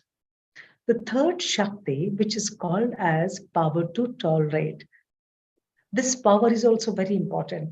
Nowadays, we just in India also, what we are seeing, now the divorce rate has increased to 40% to 50%. And you know what is the reason? Just ego. So ego means what? I'm not ready to listen to you. Ego, I'm not ready to tolerate you. Okay, so the power to tolerate, it asks you, yes, give some time to others. Try to listen to them. Don't react. First, you listen and respond in a very patient way, in a very positive way. Your every battle doesn't require your words, your power. Some battles are won only with silence, only with your smile. So power to tolerate. The next power, which is called as power to adjust. Now, sometimes we see highly successful people, sometimes they are lonely when they reach at the top because they are not able to handle the other people's emotions. So many times they are so much perfectionist that they don't adjust with other people. So power to adjust means what? Accept the person with their strengths as well as weaknesses. Accept the person. That's very important. And when we start to accept every person with their strengths as well as weaknesses, and we don't discuss about their weaknesses anywhere, but we help them to work on their weaknesses, we help them to take them ahead with their strengths. So automatically it builds our team. And yes, we are liked by people, we are loved by people. So this is one of the power to adjust. The next power, which is called as power to discern. Many times in today's world, we just see that many people, they are cheated. Why? Because they just, what can say, they just trust any stranger. Many times friend requests come and many people's account, it is just, what can say, it is hacked by someone. Sometimes nowadays, even there are crime rates have increased amongst friend circle. Means what we see that we must have power to discern whether that friend, that person is right or wrong. So this experience, it comes when we meditate. So meditation is very important, which makes our mind very calm, very peaceful. So I'm able to discern the things, the situation, and the people. The next power, next Shakti, which we receive from meditation, which is called as power to decide. So power to decide means to make right decisions at right time. Now, because of meditation, our deciding skills, they get sharpened. Our accurate decisions, right decisions, they takes us towards success. Nowadays, what we see, people become emotional. Sometimes they trust someone and their decisions go wrong. One wrong decisions, it will make whole your life miserable. So, power to make right decisions, actually, this is very great power. And this power is earned through meditation. Meditation and daily basis spiritual discourse. Listen something spiritual. So we just make available right type of options to our intellect so that intellect will be ready to choose the right options. Next power, that power is called as power to face. Now this power is very important. Sometimes I might be very expert in my field. I might be very scholar, okay? But many times what we have seen, people, they just fail when some challenges come, especially when they meet with challenges with their personal life or with their family. So what happens? Sometimes some people, they might be very healthy, what we can say, physical health, okay, highly intellectual. But many times they fail when there is some kind of death of dearest or nearest one, what we can say, some failure in their life, somebody is what can harassing them, or some different types of challenges. Here we want inner strength. Here we want the power of your mind. How that power of mind can be earned? Because many times we just see, no, in India, we have been just listening. Because of breakup, one actress, she just committed suicide. So many suicidal cases, they are happening. Okay, they were famous, popular in their field. They were famous, popular. They were earning a lot of good money. But just because of one challenge, just one failure, one breakup, So here, what is the missing link? The missing link is we have to make our mind strong. And how our minds can be made strong? Just through two types of M vitamin. So one type of M vitamin that is called as meditation. The other type of M vitamin, which is called in spirituality, in Brahma Kumaris, we call that vitamin as Murli. So what is that Murli? It's not Basuri of Sri Krishna. That Murli is godly versions on daily basis. If we give that time, every day we take out an hour just to give it, to feed our mind with those all nutritious and positive thoughts and meditation. So automatically our mind becomes very, very strong. And yes, it becomes ready to face any kind of challenges. And that power is very important. The next power, the last power, which is called as power to cooperate. No doubt, today's world is a click away world, no? Just on a click, you can order eatables, you can order anything. But yes, if I really want to go ahead into my life, all the things, what can say, though we can bought, but true love and happiness, it comes only through loveful relationships. And for that, we need this power, power to cooperate. Simple thing. Just we accumulate this power. What can I say? We inculcate this power of cooperation.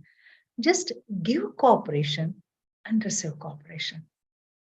Give cooperation without any expectations.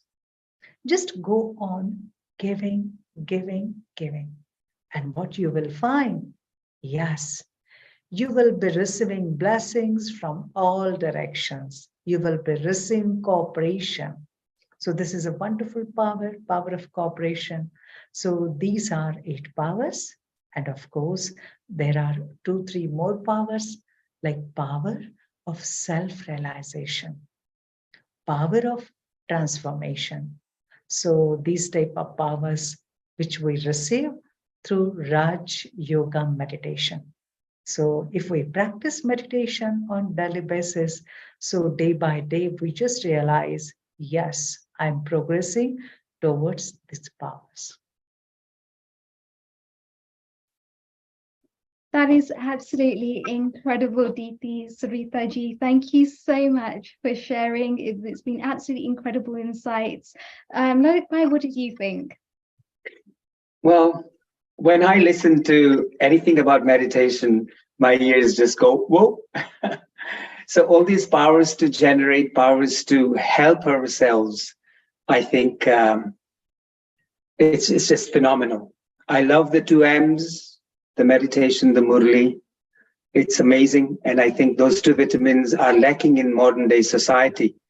And I think they should be massively injected into everybody, like the COVID vaccinations were mandatory. I think the vitamin 2M, as we would call it, or M to the power 2, whichever way we want it, should be injected mandatorily in everybody. So yeah, loved it. Absolutely loved it. Amazing. Deepthi Saritaji, thank you for joining us. Do stay with us. I'm just going to enable Lalitbhai to go on to the next guest. Thank you so much for inviting. Hitesh Bhai, Om Shanti to you. Om Shanti. Welcome to Healing Our Earth is what I can say, and a very big global namaste and Om Shanti. Thank you so much. Honored to be here again. Om Shanti. Thank you. We had an amazing talk from our Sarita Didi, and spoke so nicely on the faces of women, talked about meditation. And what I would love to do for you today is absolutely to our guests, I want to introduce you and tell the guests both online on Zoom here and globally who are all logged in and probably watching on other social media platforms. So today we have a wonderful personality with us. We call him BK Brahma Kumar Hitesh, and he is a Raj Yoga meditation teacher, a wellness coach, and a management trainer. At the Brahma Kumaris Ishwarya Vishwa Vidyalaya, which is based at the global headquarters in Mount Abu in Rajasthan. He's also a mechanical engineer by profession with over 10 years of industry experience and has traveled the globe. With his innate qualities, capabilities, and Supreme Father's blessings, he has focused his strength and specialty into a meaningful channel. In fact, he is a practiced example of applied spirituality. Through social media and programs, he has helped guide many along the path of meditation, healing, and self-discovery. In his lectures and meditation commentaries, our brother Hitesh will gently guide you to a place deep inside where you can experience your own inner power, peace, and harmony. Brother Hitesh has been invited by many industrial groups of India to impart systemic mental wellness and inner leadership courses for high-ranking executives and management team members, thus blending spiritual dimension with modern management philosophy. Brother Hitesh has also been invited by schools, by colleges, by universities, by medical associations for mental health awareness workshops. His interactive training programs and workshops present a logical, yet a natural and a very comfortable way of adapting spirituality in life. All are offered as community services. Few of the companies include Maruti Suzuki India Limited, the Viraj Group, Anand Group, Innovative, Vastu Nirman Limited, University, CDLU University, and Apex as a popular hospital.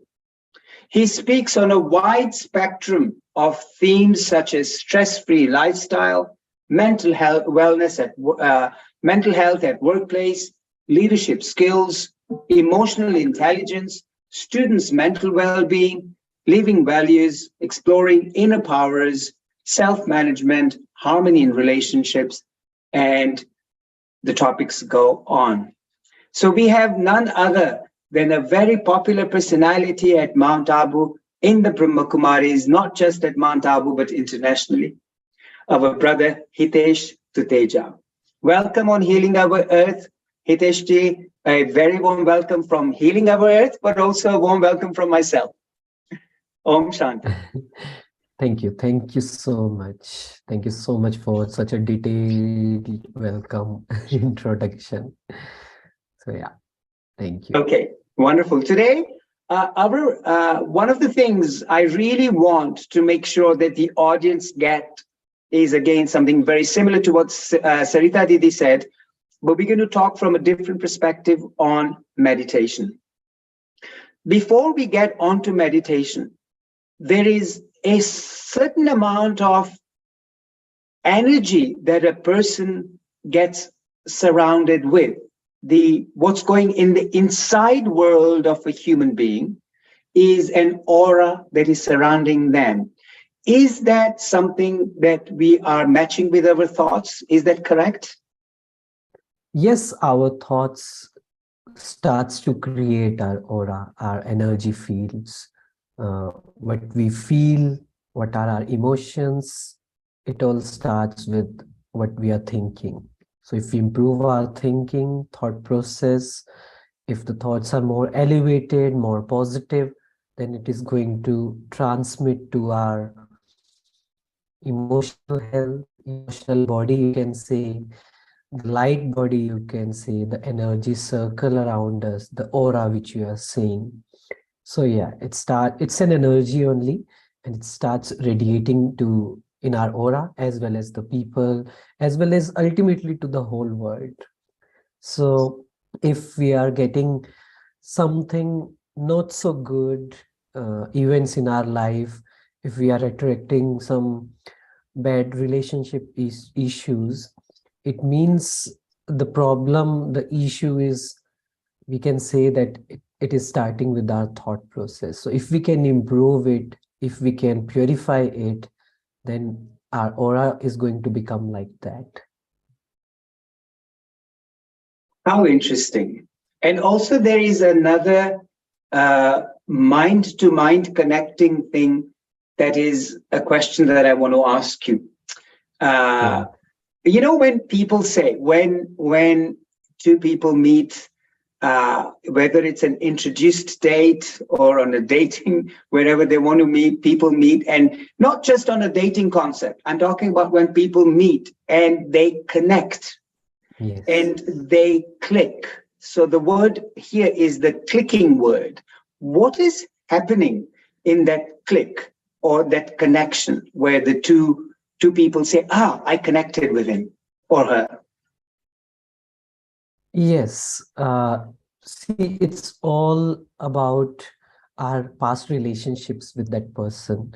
If there is a sudden click, even if we haven't spent much of the time with them, or even if we are meeting them for the first time, sometimes we feel that, you know, there's a belongingness. There is some kind of trust between two people, even if we haven't met that person in this birth, but still there is a connection, there is a click.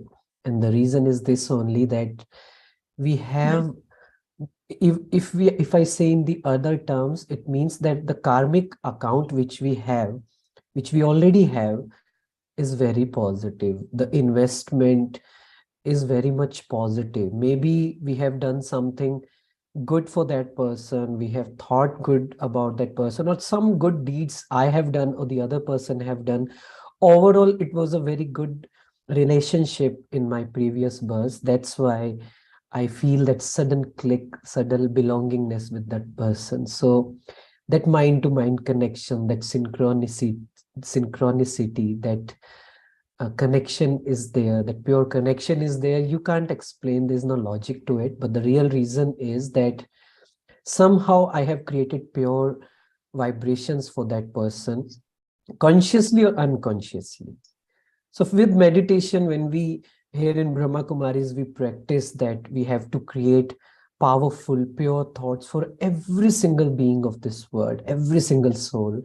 We practice this every evening at 6:30 p.m. to 7:30 p.m. Our main agenda of that meditation is that whatever we have experienced, whatever we have filled ourselves with God's love, God's purity, time to radiate it. So when we start radiating it, people start becoming peaceful, they start becoming happy, and whatever the friction may be, it was there due to our, you know, karmic accounts in previous births or this birth, it starts to settling down, it starts to go in the positive side. That's why when people meet us, you know, when we practice meditation more, everyone says that, you know, I'm feeling very good to meet you. I feel that connection. I feel that, you know, I know you, I can trust you. This is the power of meditation, that people start feeling that, you know, this person belongs to me. I can trust on that person. This person will help me. So yeah, this is the beauty of a pure mind of meditation. Wow. And may I share this story of mine? This is what and how I got connected with yourself. And we hadn't met, but this was an online connection. And you could tell that that energy, that aura, the positivity in our few minutes prior to coming online was so connecting. And that at that point in time was truly amazing. We conducted an amazing session where this is going back about a couple of years now when we started doing healing of earth, Hiteshji. And that's the time that the thought came that, we've met online and we need to meet physically. Well, that is what I wanted to make sure.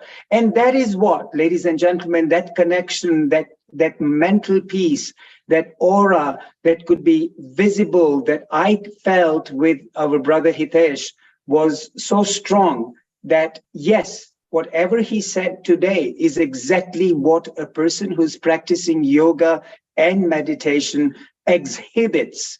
And that is what we feel when we get connected with people like this. So this is what made me go to Mount Abu just to make this trip, to meet this wonderful superhuman being. So mind to mind connection is amazing. And that's what meditation takes you to. Would you say that? That's correct? Yes, and even I'm here in Delhi today. I came here for some workshops, and I was talking to somebody, sharing my experience that when I started practicing meditation, when I was working, when I was doing my business also, I started practicing the practicality of this spirituality, the thing which I shared with you, that, mind to mind connection. So before doing any meeting, before meeting new people, sharing my business ideas, I used to practice this 5 minute silence, and I used to feel that I am a soul, and my vibrations, my pure feelings is reaching to the every soul I'm going to meet today, will make them peaceful, will make them powerful, will make them feel closer to God. And this helped me so much practically. People started becoming more observant, more accepting, more patient, and there was a heart to heart connection. They could feel that, whatever that person is going to share, I am going to be benefited by it. So this is what I started, the practicality of meditation, of spirituality, and this helped me so much, even on the success at a physical level, at my work level also, this started to show.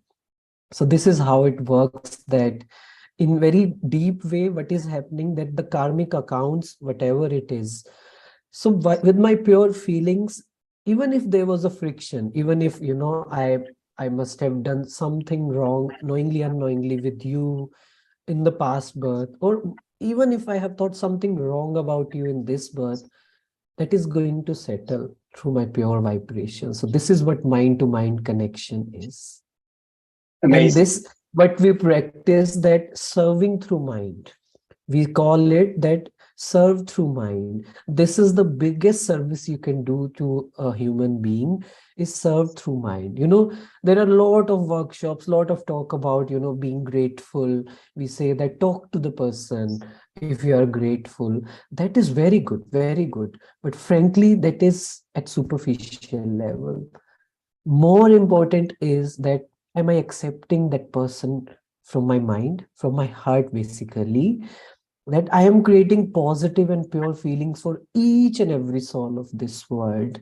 This is what it is, that if you truly want to help somebody, don't think negative about them. This is the biggest service you can do to that person. Don't judge them, don't criticize them, don't, push them, don't get angry at them. This is the biggest service you can do to them, because you do not know that how much powerful your words, your vibrations, your thoughts can affect in a good or a bad way to a person.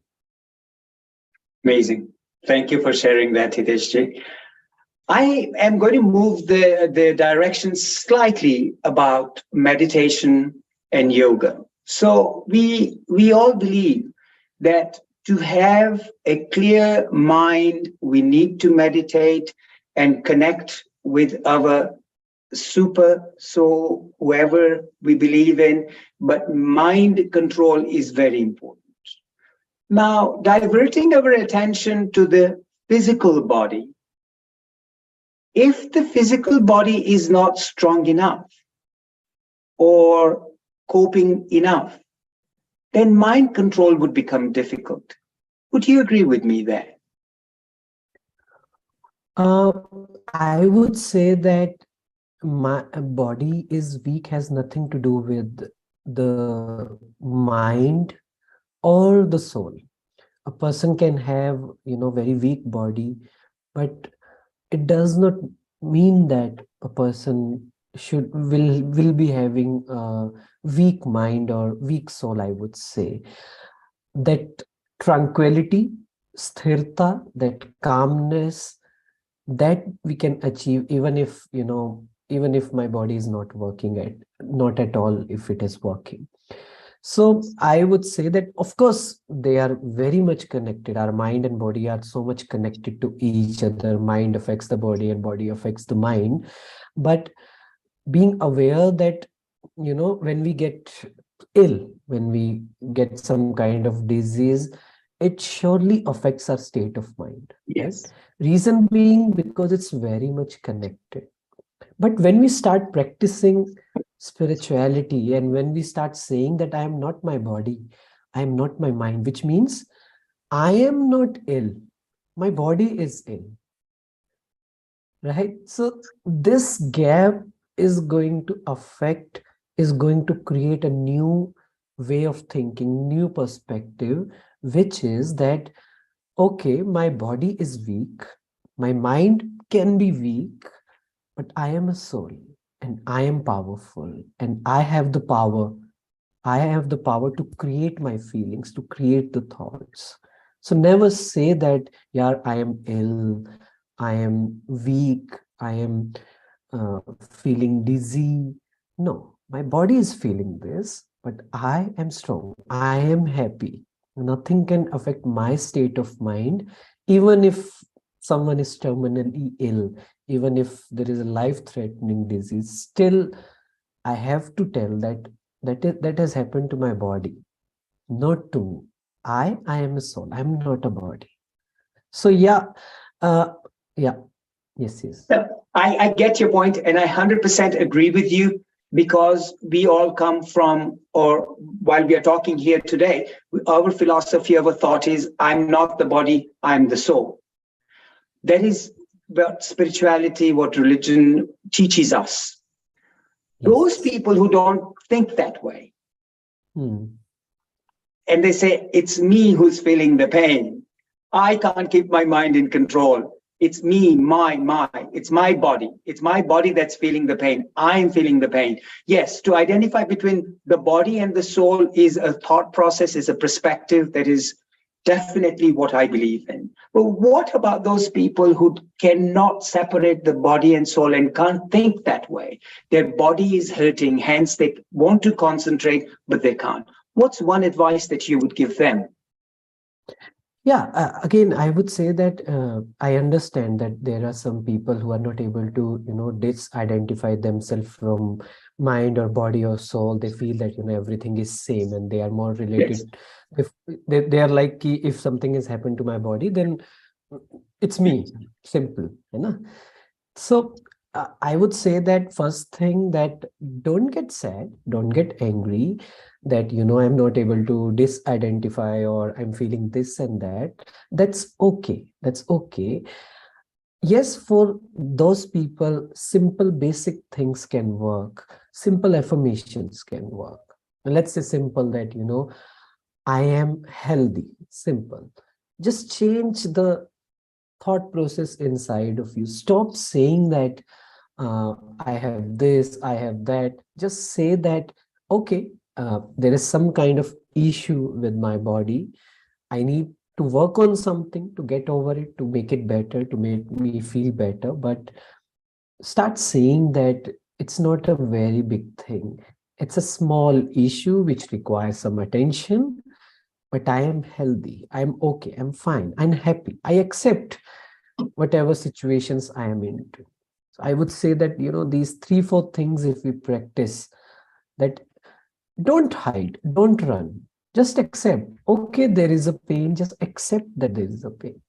I think this is going to lessen that pain a bit. So I would just say that. Change the perspective of thinking, correct? Yes. Yes. I read this very beautiful line. I was reading a book and it said that, the author said that I met a person who was on a wheelchair, and I said to him that, you are confined. I'm so sorry, you are confined by the wheelchair. So the person said that, no, I'm not confined by it. I'm liberated by my wheelchair, because this helps me to move around, to go around. Otherwise, I would be bound to my bed. This is all about the perspective, right?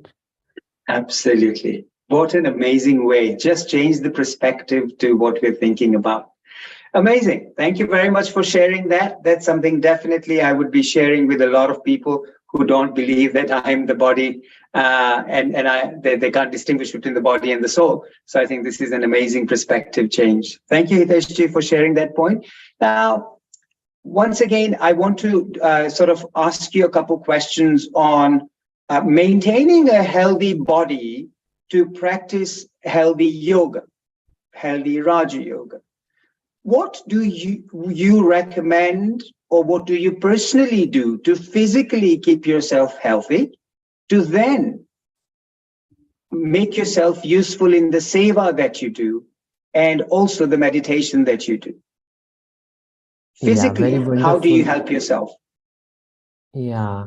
So as I told you that today I am in Delhi, I'm in Gurugram. So I am in a yoga studio, and for the last 3-4 days I'm practicing yoga 2 or 3 times a day, as well as teaching them meditation here. So I talk to few yoga instructor here today. Tomorrow I'm talking to them. We are having, some good quality conversations from last 3-4 days, and they share their issues that, whatever, whenever people come, what their issue is. So they say that people come, but they have generally one criteria that, I just want to get rid of my fat, nothing else. That's it. I don't want to build a muscle or something like that. I just want to, let go of this, my belly fat, right? So actually, during that conversation, I shared with them that, even if even if I work out, even if I do yoga, let's say if not much, even if I do 3 times a day, but if I do it with full awareness, with full heart, not half-hearted. If I am in the yoga, I'm doing it by forgetting everything else of this world. Not thinking about family, not job, not tomorrow, no past, nothing. Just being there and practicing, fully involved, fully present in that, then even then it is going to help you a lot, even if you are doing yoga workout for 3 days a week. I'm just giving you the worst case, right? So Sure. I think the issue is that it's more about the mindset. If I'm doing it, I should be doing it 100%. There is a saying that either don't do it or do it with full devotion. So tell yourself again and again that either I'll not do it or I'll do it 100%. There's no halfway, there's no half-hearted, uh, efforts from my side. Second thing is that when you are meditating, the more you meditate, you become more conscious. You become more aware about what to do and what not to do. Like Sister Sarita shared many beautiful powers with us. And so this power to discern, this power to judge that this is wrong for me, when this starts to develop, then it's become very easy to talk to yourself, to talk to your mind that, listen, going to yoga every day, doing yoga every day, becoming conscious of what you eat every day is very big thing. So mind starts listening to it, because meditation helps us to develop this power.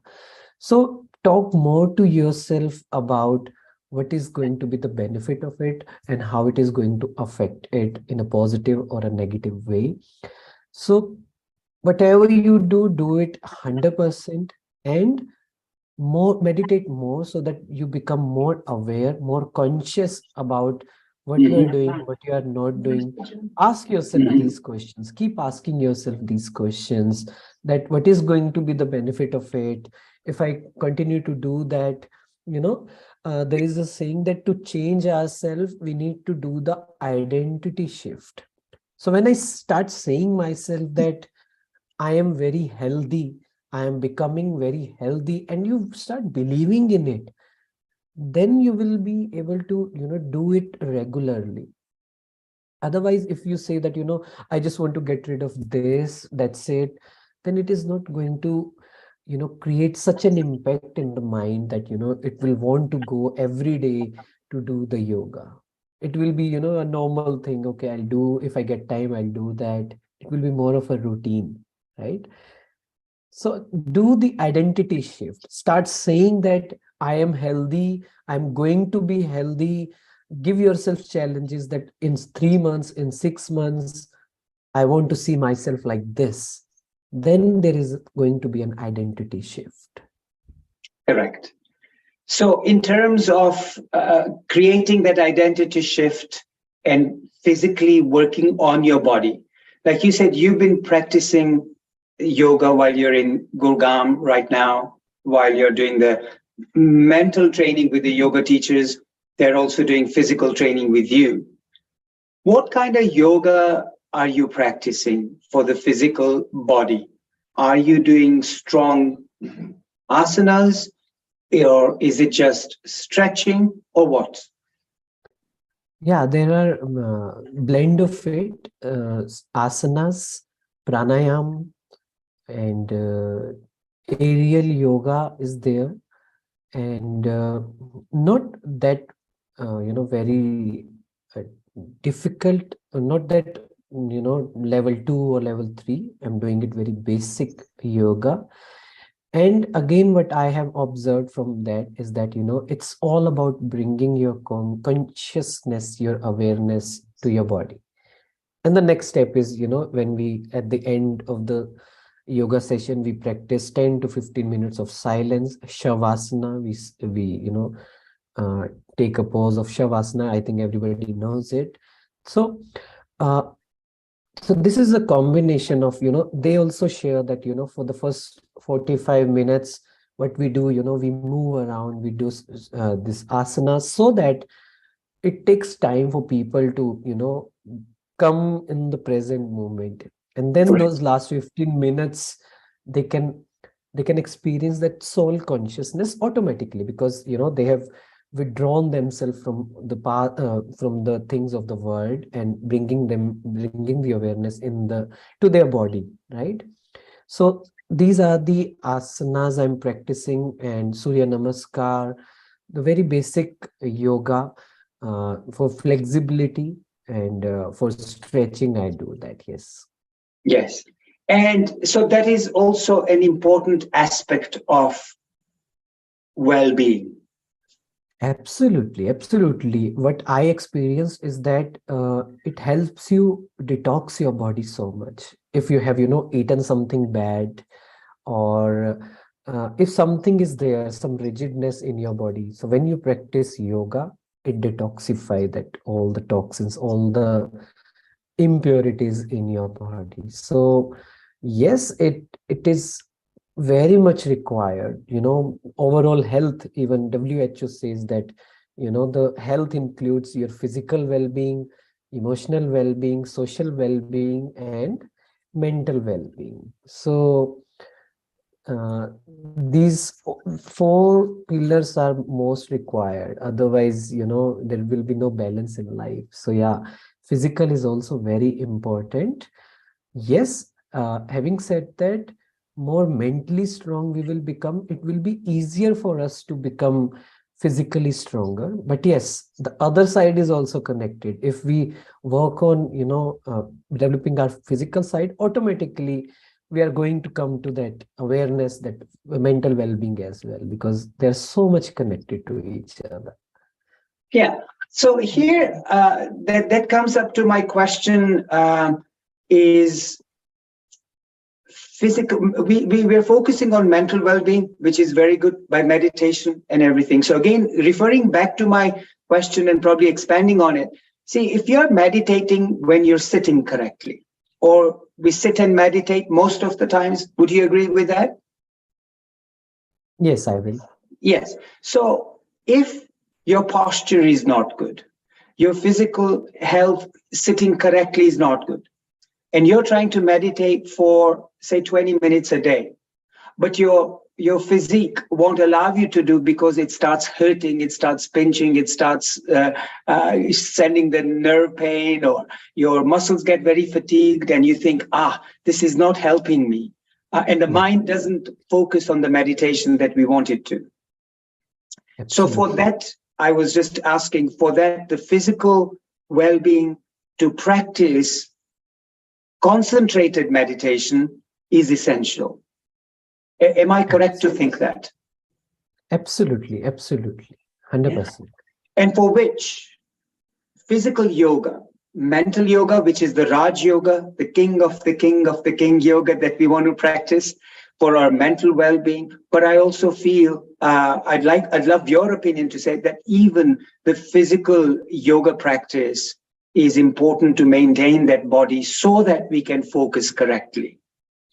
Absolutely. And the beauty is that beauty of Raj Yoga is even while doing the physical yoga, we can practice Raj Yoga. And this blend is a perfect blend. Because see, as you said that, meditation while sitting is one aspect. Second one is that while moving around, while doing things, we can practice meditation. We have to develop it. And, there are many researches, even while walking, the serotonin, happy hormones releases. Yes. So while doing yoga also, those happy hormones releases. So it helps us so much. And I'm practicing yoga for many months now, and it has truly helping me so much. Just like gravity pulls us. Similarly, if we are not conscious about our body, even the diet, even we are not moving our bodies, not making it flexible, it will pull us. It will pull us like that. It will want you to sleep. It will want you to relax. It will not allow you to meditate more. So we have to, lessen the gravity, the pull of that body consciousness. So this, we can do this by practicing yoga also. Correct. Thank you. Thank you for sharing that particular point. Moving on to a little bit on meditation. Now, when we look at meditation, or when, this is my personal view, meditating, and you see more the female gender practicing meditation than the male gender. Now, I don't have statistics to say what percentage of women and what percentage of men do it, but generally, is there a body chemistry difference between the two? Is there a reason why that is the case? Is it something that women sort of resonate to and men don't resonate to? I mean, what has been your experience, you being from the male gender and practicing yoga and talking about it? What's your experience? I believe that the issue is more deeper than male and female, because yes, generally, even if I go to schools, colleges, generally what we have observed is true, what you have just shared, that females are more interested in practicing, listening to those spiritual things, meditative stuff, but male are little I would say less interested than what females are. I would say that again, that societal pressure, that when a boy is born, he's not being asked, he's just being given football, cricket, and if a girl is born, she's given a doll. They're not being asked that you want to wear pink socks or blue socks. They're just given to them, right? Yes. So the conditioning starts when they are, when there is no awareness of that, we are a different gender, right? So the conditioning starts happening there only. So one of the sanskars which a soul develops is the sanskars of the environment. So when we start growing in the environment of people around me, my parents, my friends, so we start developing that sanskars. We think that, this is our natural state of being. So generally what happens is that, yes, it's little biological also, that, as a male part, they are more, focus is more outwardly, I would say, wanting to roam here and there, going there. Generally, I'm not again making it, stereotypical statement, but generally it is.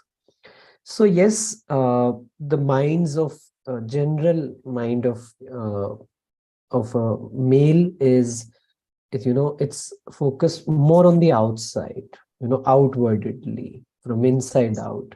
And for female, it's outward in. They're more, interested in this. They're more inclined to this. So yeah, this is what it is. But yes, exceptions are everywhere. We can't just generalize it. So But having said that, Hideshji, there is more and more men practicing both the physical yoga and the mind yoga, which I would call as meditation.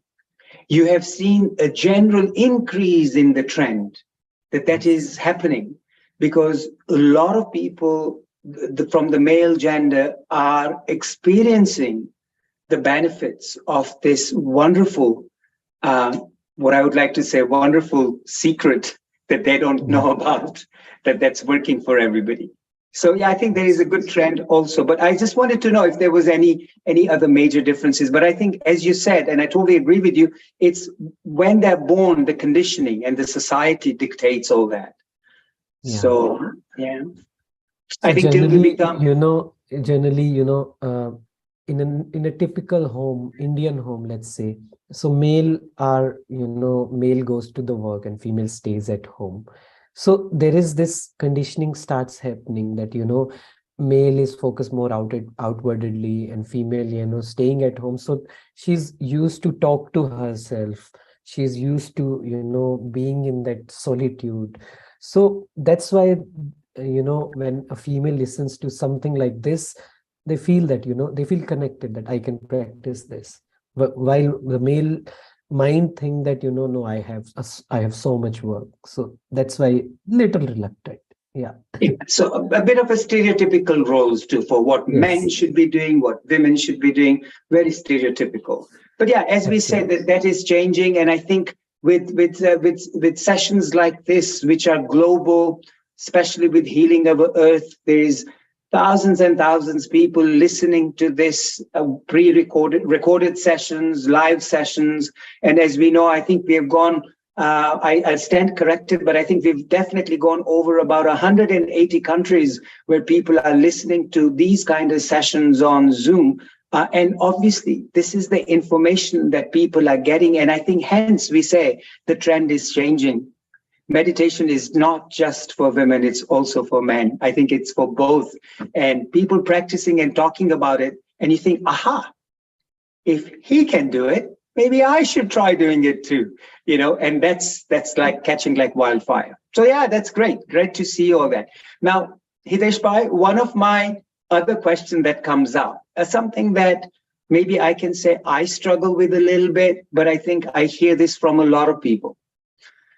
When meditating, initially, this is when we initially start meditating, if you sit with your eyes closed and you're listening to music or the chanting or the discourse, whichever meditation you're doing, the chances of falling asleep are too much. Everybody wants to just doze off and their heads go and fall asleep. How can we overcome that? That's my question to you. I 100% agree to this. And yes, it's quite natural. See, let's understand the science behind it. There is a saying that sleep is unconscious meditation and meditation is conscious sleep. When we sleep and I when like we that. meditate. I like that. Do you want to repeat that for the viewers? I think that was a very nice one. Sleep is unconscious meditation and Yes. meditation is conscious sleep. Yeah. Which means when we sleep and when we meditate, the frequency of waves is same. which is alpha, right?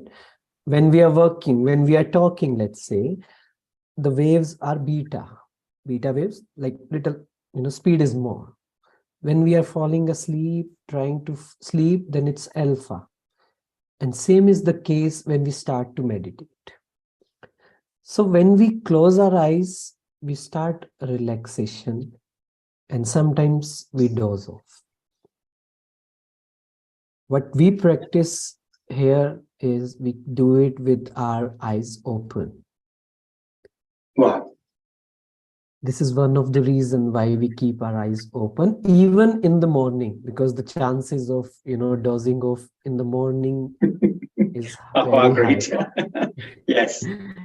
So we practice this. I understand that, even I would say that I took almost 2 to 3 years to practice to do the meditation with my open eyes for, let's say, at a stretch for 50 minutes or 1 hour. I used to do that, practicing meditation with my eyes closed for 5 minutes, 4 minutes, and open that eye for 1 minute, then closing, then opening, because the ultimate aim was that I want to practice it with my open eyes. So when I started this, when it started happening, the issue of sleep went away, as well as throughout the day, I was able to practice. I was able to be in that alpha state because I practice that even my eyes are open, still I have the power to connect. I'm not distracted by the things around me. Right? You know Dadi Janki, right? She was there in your London.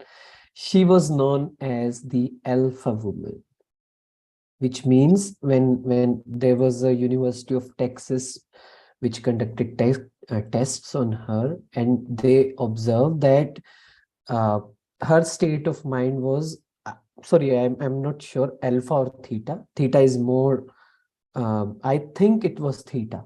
So when they experimented with her, so her natural state of being was alpha or theta only.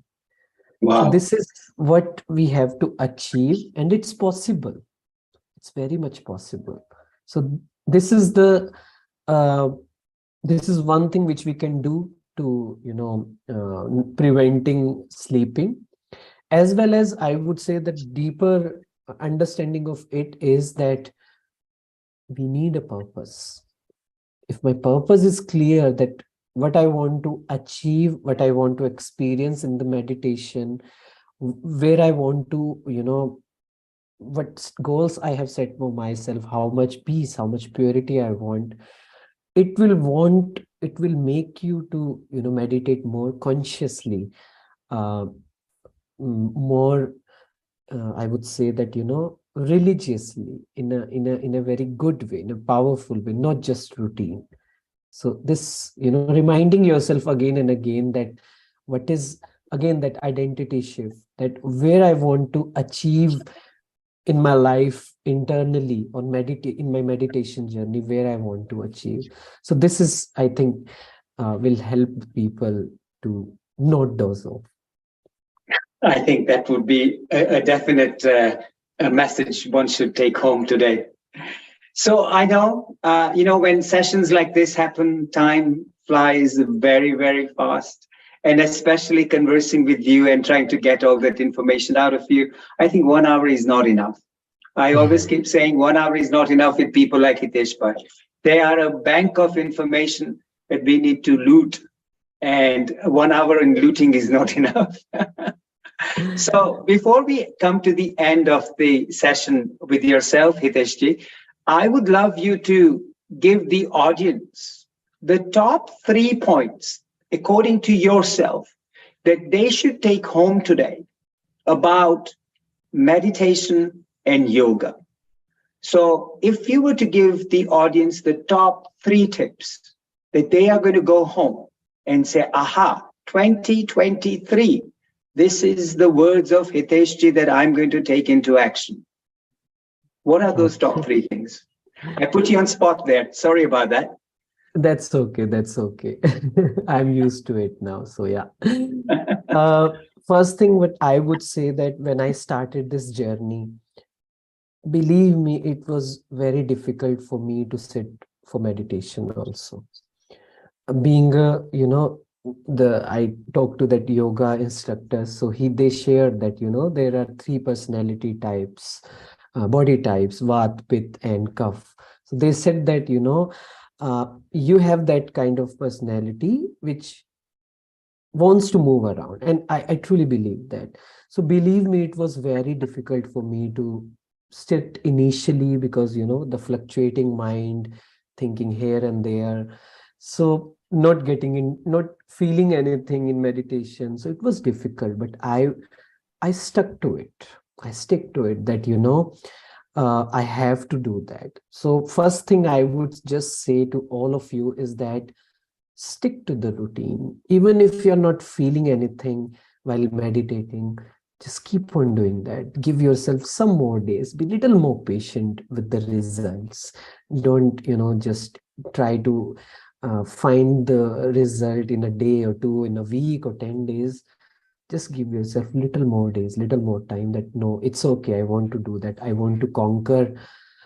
I want to achieve the best skills I can have in my life is talking to your mind. This is the art I have to, I have to make perfection. I have to learn this art of how to talk to mind so that it listens. So for that, I have to practice the most difficult thing, and that is sitting and doing nothing for 20 minutes, 30 minutes.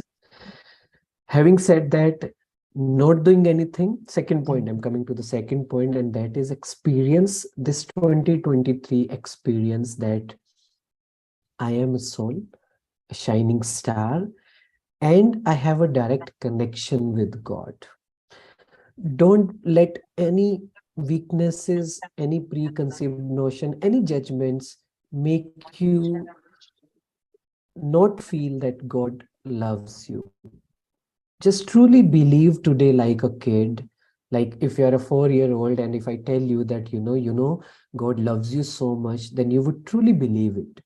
You would not create any resistance. You would not think about it that, how is it possible? Technically, it's the science, this says this and that. No, don't let anything come in this experience. Just feel that God is my spiritual father and he loves me so much. His rays of love and purity is healing me. There is a dryness in everyone's life, every one of us life. That dryness has to go away in this year. And for that, fill it with God's love. That God loves me so much wherever I am, whatever I have done in my life, positive, negative, not so good, that's okay. That's okay. That does not define me. I define myself today. So I need to change myself today. Third thing, 2023 is a year of miracles, year of magic. Just truly believe it, that something wonderful, something miraculous, something magical will happen in my life in 2023. Seeing is believing. Just accept it and then start seeing the change, start seeing the miracles in your life. Wow. That is amazing. Those 3 points, I tell you, Hiteshji, have stuck with me. Carry on, be persistent, continue your practice. Experience in 2023 that I'm a soul, I'm a shining star, and I have a connection with God. Wow, powerful statement. And the third one that I really liked was year of 2023 is a year of magic and miracles.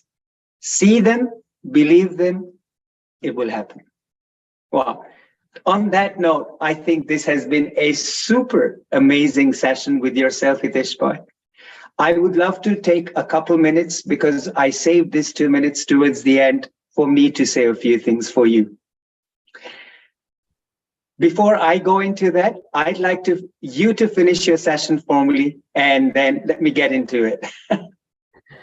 Well, I wanted to, take this moment to share this, that of course, it has been a truly wonderful discussion whatever the questions you have asked, they were very, very powerful. And I'm sure these kind of question comes to everyone's mind, and this needs to be answered. And I hope that people got clarity of it, and they will start this journey more swiftly, of transformation journey more swiftly.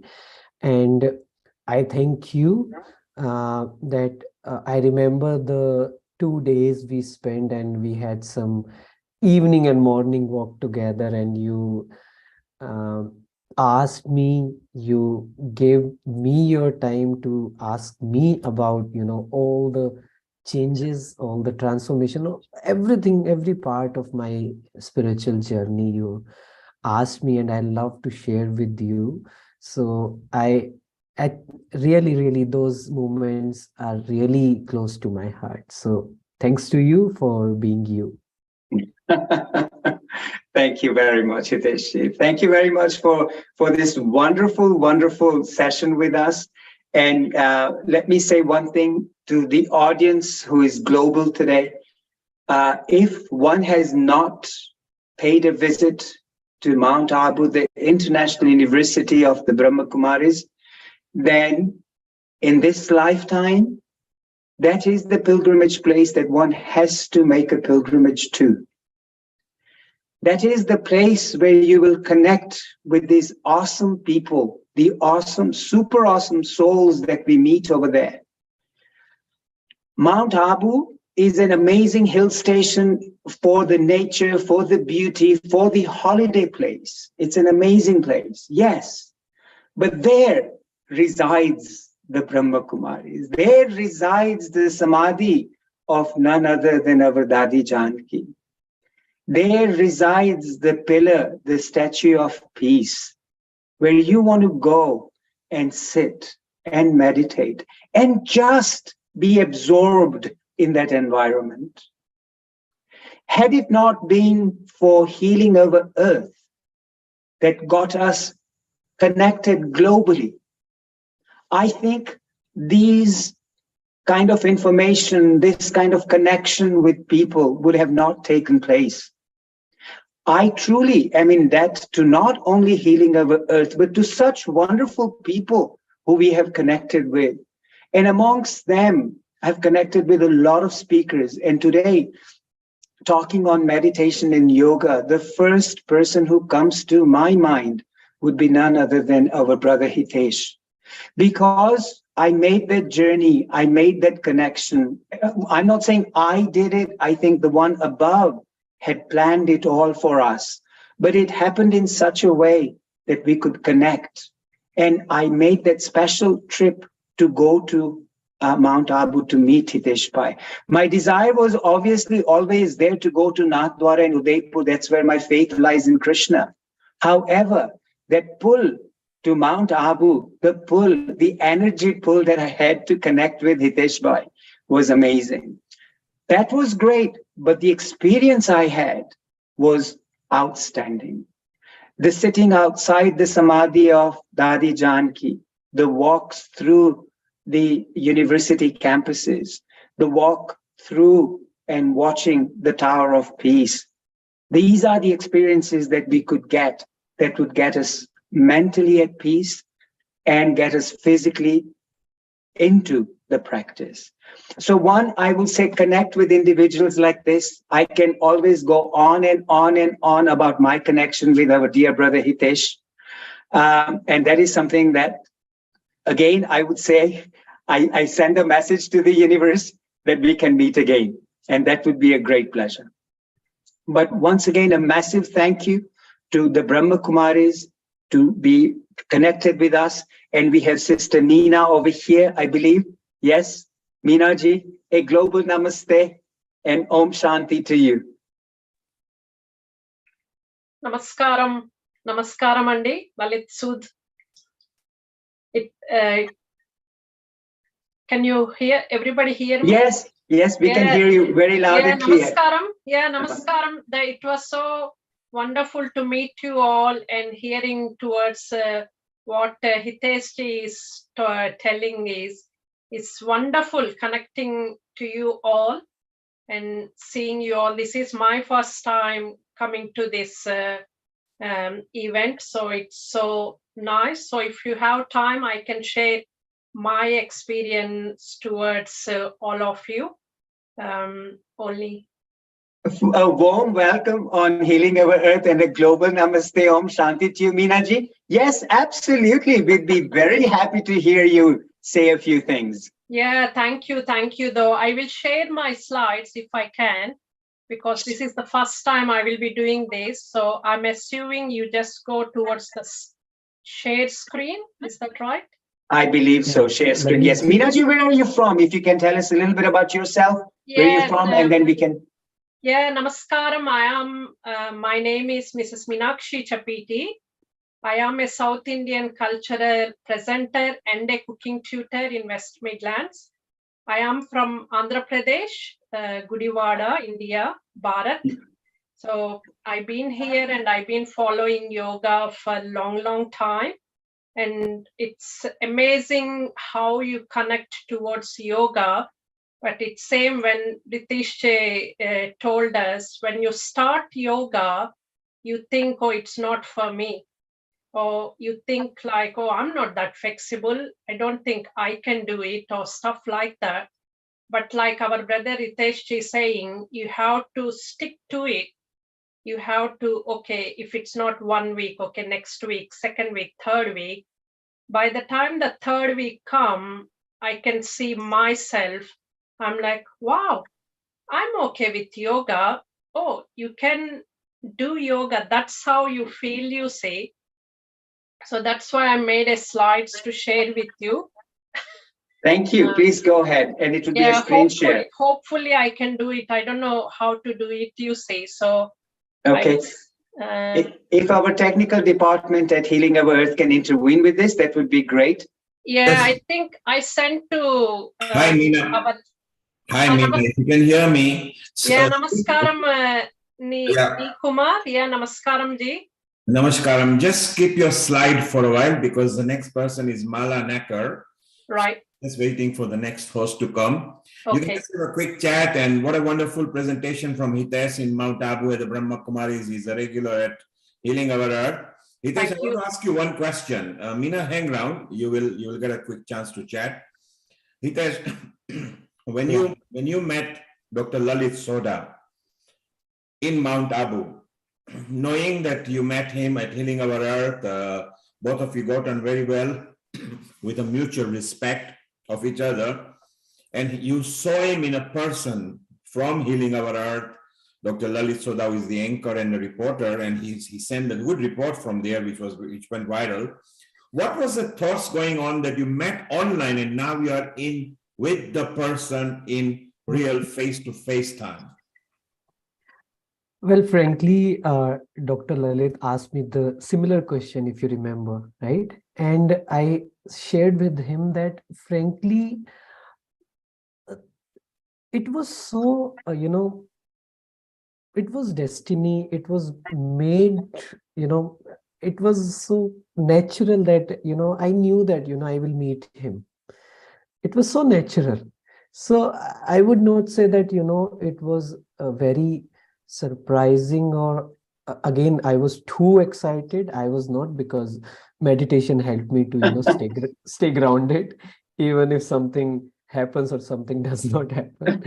But having said that, I was very happy, but it was so natural that I could feel that I am going to meet him sooner or later, because he used to say that I'll come to India. I used to say that I'll soon come to London. So it was just matter of time that I will meet him. But having said that, it was very good to spend so much time physically with him, that walking around for hours, enjoying that, basking under the sun, enjoying all those moments. So it was truly great moment. And I was having little office work more during those days, so I was not able to go with him to the mount. Next time I'll make sure about it, but I'm truly happy that whatever time I could spend him with, it was truly special. Well, you are a beautiful soul, Hitesh, as is our Dr. Lalit Soda. Keep on working together and let us bring love, joy, peace, and unity. Thanks to you. Thanks to you. And at this point, Hitesh, just say a quick hello to Hani, who is our next host over here. Hi. We'll be introducing Mala, who is new to Healing Our Earth. I'll just ask Mala to unmute. Mala, you were watching, you had your hand up when Dr. Lalit and Hitesh were talking, from Hitesh from Mount Abu at the Brahma Kumaris and Dr. Lalit Soda, the senior anchor at Healing Our Earth. Did you want to ask him any question before Hitesh goes? Thank you. Yes, Om Shanti. You bring back memories. I think there's a reason why you mentioned Brahma Kumaris. In my early 20s, I was a Kumari in South Africa, and I visited the Mauritius branch as well, which was brilliant. And I wanted to know, I always planned to go there and I never made it because I ended up in England. I want to go to Rajasthan and go to that. Is there any organized trips or a group trip so I could plan and arrange to go with the group? You can definitely go to the nearby center of yours. You live in London? Yeah, I live, but like going abroad as in arranged trip from London. If anyone's going in a group, the Brahma Kumaris. Mala, I will answer that for you. The headquarters at the Europe headquarters at the Wilson in Brahma Kumari, they do organize with people and they organize from here over there to secondment. So you will get connected to Wilson where Hani or Dr. Lalit or anybody, and if you don't get through, you can come to me on there, but Hani is even part of that group. She will introduce you to the Brahma Kumaris. Actually, go to the Brahma Kumaris over here because Sister Jayanti, who is the additional administrative head of the globe now, she's actually based here. So yes, and then you can meet Hitesh like how Dr. Lalit Soda did. Lovely.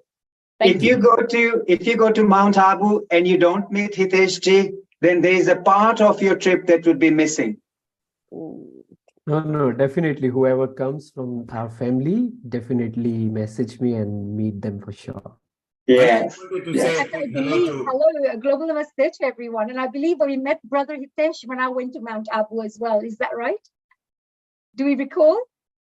Maybe not. We met a lot of people when I came to Mount Abu, and it was amazing. I could remember, but I don't remember that, we talked something. Yes, we had a really lovely chat, but it was just an introduction, but it was wonderful. You were doing great work, and I think you were doing training programs, something like that at the time. But it's wonderful to know that, of course, our wonderful Mala, who's joined us as well today, is a sister, like one of our sisters when it comes to Brahma Kumaris. And of course, we would love to go for a trip together. I'm sure Lalit and all of us are Healing Our Earth gang, as we would say. the light workers, I call them the light workers. All the ones who love to do good work in the world, maybe we could do a lovely trip out and enjoy some time together as well socially, which is great. I love listening to Lalit. Lalit ji, thank you so much for your lovely questions. I was listening in the background and I was thinking, he's asking all the right questions, all the things I would like to know. And I'm sure our audience members around the world, which our global audiences are there, of course, I'm sure they'll be asking those same questions and have the answers as well. So thank you for that. Hitesh ji, thank you so much. Hani, thank you for coming on board. Maharaji, thank you. I would love to say a quick goodbye to Hitesh ji. Hitesh bhai, once again, Om Shanti to you. You may not have been excited by seeing me because you're very grounded. But I felt the Viraha Bhav, as you would call, the separation when leaving you in Mount Abu and coming here. I thought, I've left a great energy source over there. And Lalit, just before you carry on, let me correct. When Hitesh said he was not excited, he knew that destiny was going to bring together, and that's what he meant, because it was destined to happen. Yes, I know. We spoke about it, and he's so grounded that nothing shakes him up, whether good or bad. In every moment, he maintains his mental well-being so nicely. So I know that.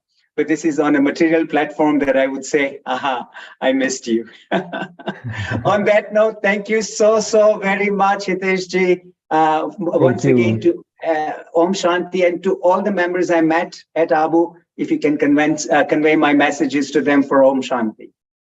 Thank you. Thank you so much. Thanks to everyone. Have a lovely day. Om Thank Shanti. you. And a special thank you and a big hello and a big hug, I should say, for 2023 to Sister Supriya ji. Sister Supriya ji ended up, when I went to Mount Abu, she was my host and she took me around, showed me the whole of the Mount Abu, and it was so beautiful because I saw all the various different departments that are run, the huge kitchens, the amount of free food that's given to everyone, all the locals who come for food, breakfast, lunch, dinner. There is some, and your whole media, you have a television studio there. I had a chance and a wonderful opportunity, a lifetime of memories, I have to say, when we went around, you know, and had a chance to see Mount Abu. So thank you for that. Please convey my thank you. And I'm really looking forward to my next guest, of course, now. Thank you once again. And we move on to our session as time flies. Om Shanti Hitesh Bhai. Now, what an amazing conversation with this super soul from Mount Abu. Mr. Hitesh, Brother Hitesh Tuteja. Now my session comes to an end, and I am truly delighted that even a brighter, buzzing, better personality is taking over my show now. And that is none other than... Well, you're the more beautiful one. Look at your skin, you're glowing. I need something. Secrets. So our next host. Grandmother's recipes. You use all the grandmother's recipes, not the latest things, all the grandmother's. Use milk, yogurt, honey, all that stuff on your skin. Nothing chemicals. Amazing. So moving on to our next host, which is once again a buzzing, bubbly personality, none other than our Dr. Hani Kaleria. Let me tell you about her. She is a mind, body, soul coach and an award-winning creative dance expert with over 35 years of experience in the field of art, culture, and entertainment. Hani has been a spiritual seeker and meditator since she was a teenager and regularly practices Samarpan meditation, which is part of Dhyana Yoga, taught by the Himalayan yogi Shiv Kripananda Swami. She has enjoyed studying many spiritual disciplines and yogic sciences ranging from Raja Yoga, taught by the Brahma Kumaris, the art of living, taught by Ravi Shankar, Vipassana by Goenka, Isha Kriya by Sadhguru, Kundalini Yoga by Yogi Bhajan, Vedantic spiritual practices as taught by the Chinmaya Mission, as well as other Western practices such as mindfulness and transcendental meditation. She believes it is important to self-respect, contemplate, and grow spiritually to become a better human being. And ladies and gents, she's an amazing human being. We had a physical get-together yesterday where we met, and what energy was she radiating? What an amazing personality. So truly, I'm privileged to introduce my next host, a resident host, a senior host on Healing Our Earth, Dr. Hani Kaleria. Hani ji, welcome and a global namaste to you. And a global namaste to you, Lalit ji. And what a beautiful introduction. Even I start admiring myself if you introduce me in that way. That's what you should. No, which is great. Lalit ji, you have a beautiful way with your words. I just wanted to say thank you so much for bringing out the best in everyone. And of course, we had a fantastic time yesterday because I was hosting a press conference with Vivek Oberoi, who is equally a very good human being. And luckily, Lalit ji, we have a lovely journey because both of us hosted a program for the launch of the Tafida Rakib Foundation. Correct. Her mother was fighting to help to save her child, and she took her child to Italy to get the best treatments for brain injuries. But since she's been there, she's now got a vision to set up a hospital in the UK where we are looking to raise £25 million, and the hospital will help many, many more children in the future who have neurological problems and injuries, etc. But Correct. Yesterday was fantastic because you were one of the hosts and presenters who came along representing Healing Our Earth. You had a chance to also get a sneak preview and did a quick little interview with Vivek ji as well. And I promised the foundation I will find you a good Bollywood star who would be the right one, you know, to represent.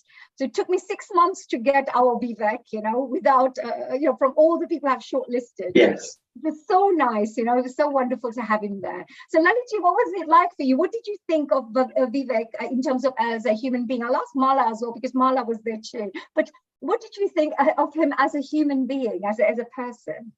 Well, you know what? You see Vivek Oberoi on screen and he's an actor. So you form an image about him.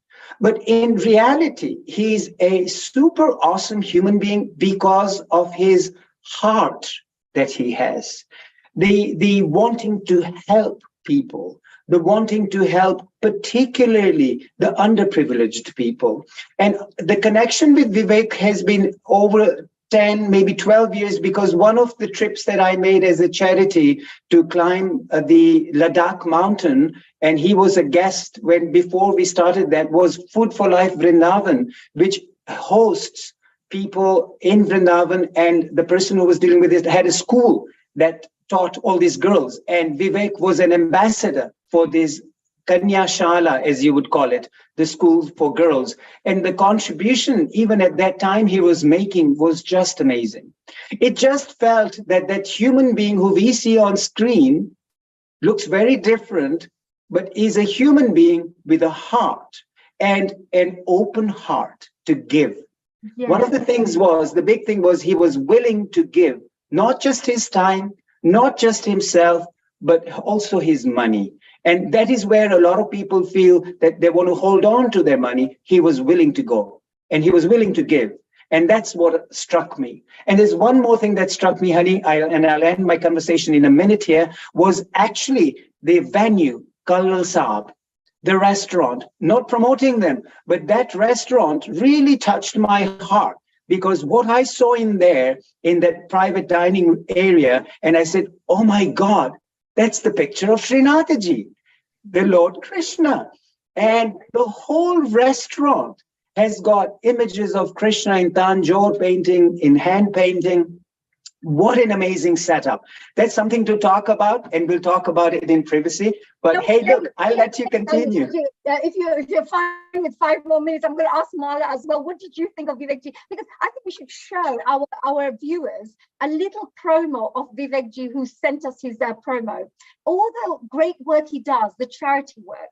When we talk about yoga and meditation, we maybe want to sit in our homes, sit for half an hour away from the rest of the world, and, you know, maybe self-respect, retrospect as well, self-contemplate, you know, sit there. But the actual idea is to go out there and take some positive action in the world. Because when you come back as a better human being, when you're meditating, becoming more balanced as a human being and as an individual, the aim should be to take some positive action to make a change in the world. And this, I think, Vivek Oberoi does very well. Not just that, his father, who I call Deepak Oberoi for some reason, but Suresh Oberoi, is absolutely amazing, because he actually is the one who does all the interviews with Sister Shivani in all the Kumari events, and of course all the programs, psychological, spiritual, and so much wonderful personal transformation information that is always shared with the globe. So even his father is doing amazing spiritual work.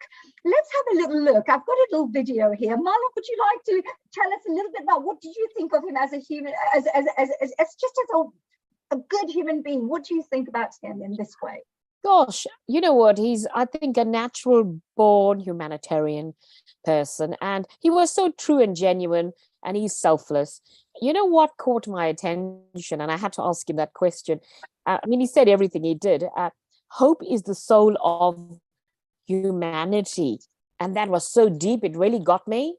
And I wanted him to explore and share that with the world, give that message out to the world, that you could have everything, but his selflessness. And that's what I liked, you know. And he had this lovely aura about him. That's what I picked up. It was a genuineness. He had this humility about him. And I always find that when you have a star who's trying to be a star, they have some kind of issues inside them, you know, that they want attention, etc. But some people who are already superstars, who've done so much good work, they will normally be very humble, just like Amitabh Ji as well. When I've worked with him, they're all very humble. The biggest superstars are the most humble. You find, you know, which is amazing. We're going to come back to this, Malaji and Lalitji. Lalitji, should I show a little bit of the promo that we missed out last time? Absolutely, please do so. Yes. I'd love to show this because I think that it'll be actually a very, very interesting one for people to see the good work that I think Vivek Oberoi does. I think we all should be sharing to inspire other people, because I think more people should be doing this kind of work. I'll just show you this. Can you see this? अब उनका धंधा डर पे चलता है, सिर्फ डर। तुम काल की दुनिया में। Those who run the show don't pay for the tickets. मैं गुजरात में ही धंधा होने दूंगा,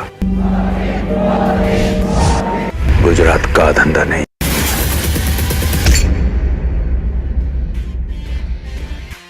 From the very first film, Vivek Anand Oberoi swept the critics off their feet, winning awards after awards, while also achieving massive commercial success.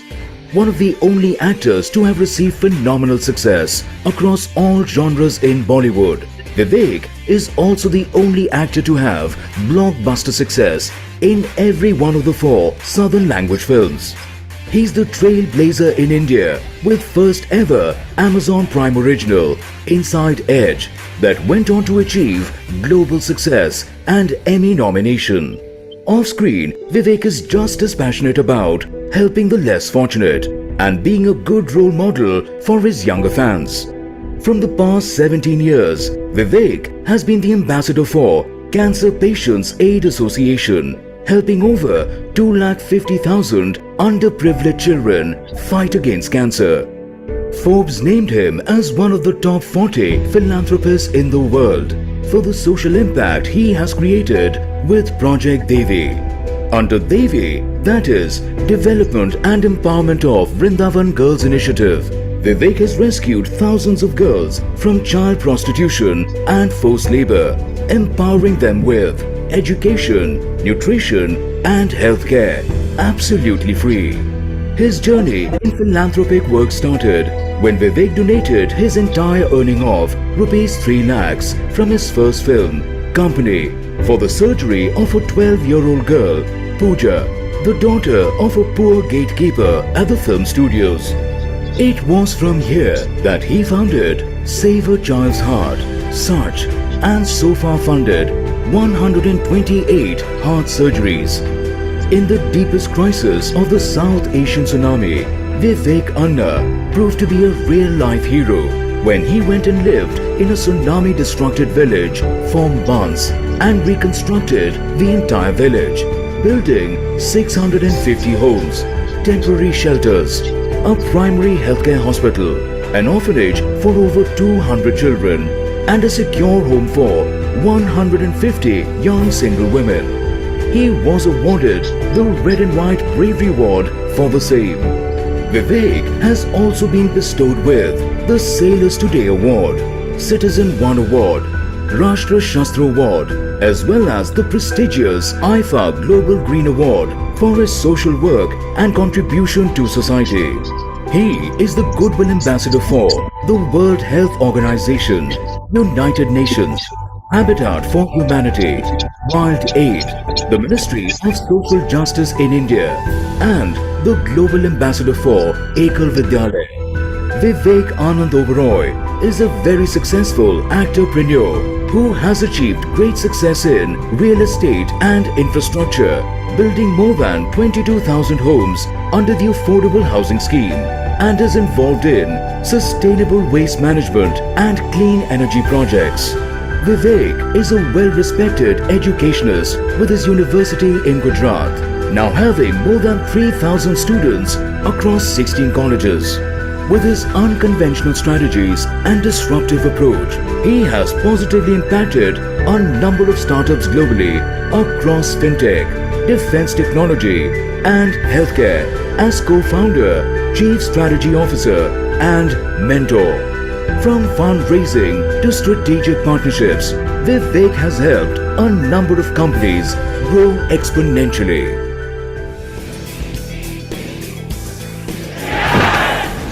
Bharat के लिए जीवन समर्पित है मेरा। अपनी नींद गंवानी पड़ेगी। आंखों में देश के लिए इतने सपने हैं कि नींद के लिए कोई जगह ही नहीं। Here's for you, Vivek Anand Oberoi, the star, the entrepreneur, the philanthropist.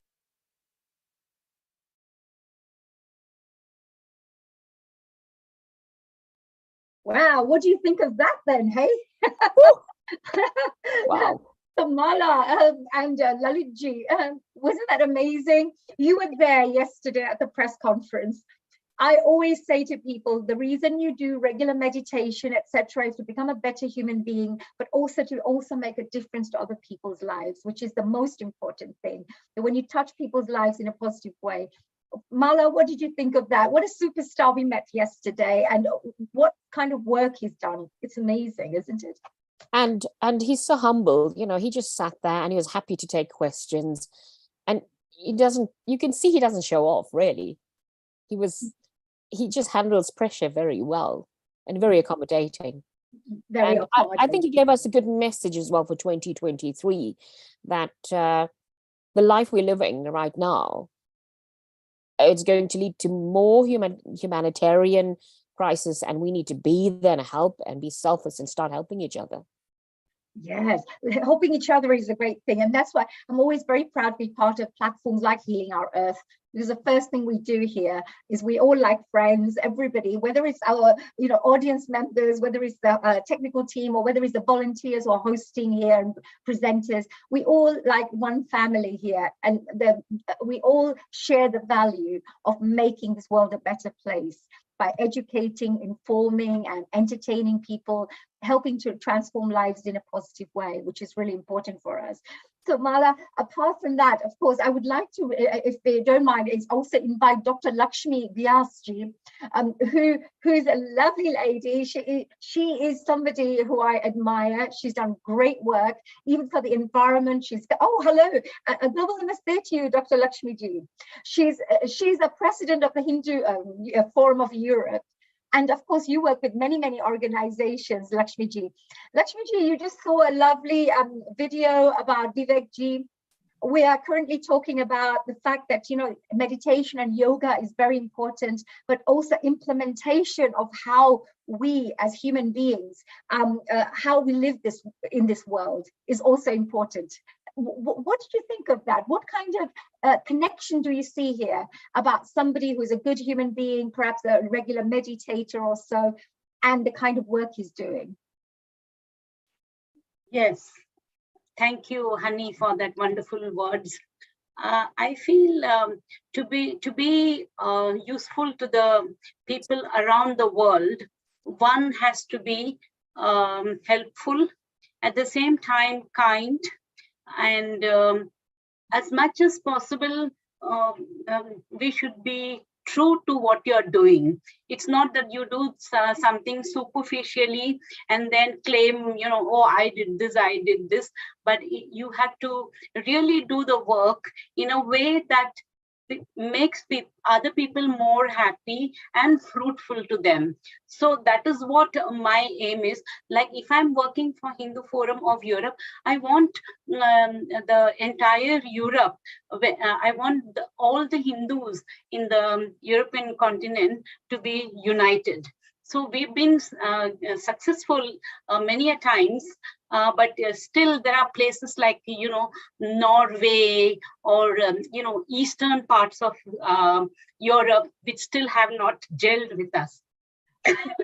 Yes, absolutely. I'm sure they will gel with us in course of time.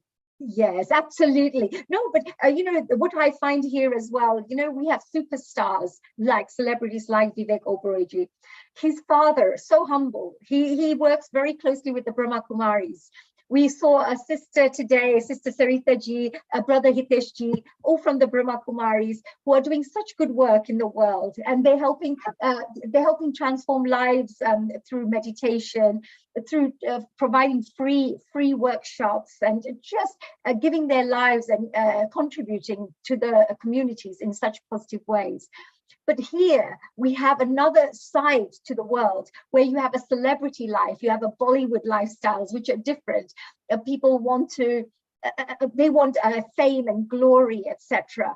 Yet people like Vivek Oberoi, who's such a wonderful philanthropist and humanitarian, a social entrepreneur, as they say, is going out there, donating his time, coming on board. He's just become the ambassador for the Tafida Rakib Foundation, which again, there is no barriers to who runs it. It's run by a Bangladeshi woman who's the founder of the actual foundation. But it's not about, oh, you know, this person is Hindu, this person is Muslim, this person is Christian. It's about humanitarian work, you know, that doesn't matter who that person is. What would you say about that? What are your comments on that side? Yeah, I mean, I'm glad you showed this clip to all of us, because a lot of people are not aware of what Vivek Oberoi is doing. You know, he's a wonderful human being. And his father too, as you said, he worked with Brahma Kumari. I used to watch his, you know, dialogues with the lady, I forget her name, but it used to be very interesting. Sister Shivani ji. Sister Shivani. And it used to be very interesting. And me and my husband used to listen to it. And, you know, those words and those things of talks, etc., has also brought in so much of peace in myself. So I too like that everybody is peaceful, not angry, not very jealous, or not very, you know, enigmatic and things like that. I mean, a wonderful life is something where you are straightforward and you love everybody around you. So absolutely. I like this clip very much. I think you should be showing it more often to people so that the world over knows that what Vivek Oberoi is doing. He's doing a wonderful work. Absolutely. And we are so proud of that. And for the next 6 months to 1 year, we want to work, and I'll be working very closely with him to work on helping to raise these funds. But I think also to use that wonderful work he's doing to inspire others, like you've just suggested, is to get more people involved in doing good work, to be, you know, to be more contribution based. To give a little bit of themselves, you know, to others, which I think is a really good thing. But what a fantastic suggestion. What about you, Mala? What do you think as well? What is the best way to inspire the world and audience members around the globe about the kind of work that these celebrities like Vivek Oberoi are doing, and how we should be also inspired by such wonderful celebrities? I think what we can do is, a lot of people are feeling really helpless in this real worldly global political crisis we're going through. People are feeling frightened that this spirit of fear is taking control, the spirit of artificial intelligence, which is brilliant for us, we can communicate, but it's isolating people and they're feeling socially excluded. So what we need to do is, like this works, we need to promote it more and tell our stories. Honey, you know that we're selfless. We just get on with the work, with the doers.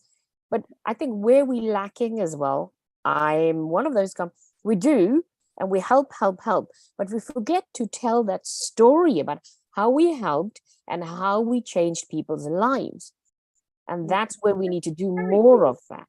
That's a very good point, because sometimes you try to be humble and you say, well, I don't really want to tell anyone. We are taught that if you're giving somebody with your right hand, even the left hand should know that you gave this person this. Yeah. And you try to be as humble as you can, and you do all the work in the background for so many different things, but you don't tell people. Yet, when we see these kinds of compilations, like we've just seen Vivek Oberoi's work, it helps us to feel, look, now I'm even more inspired to do even more.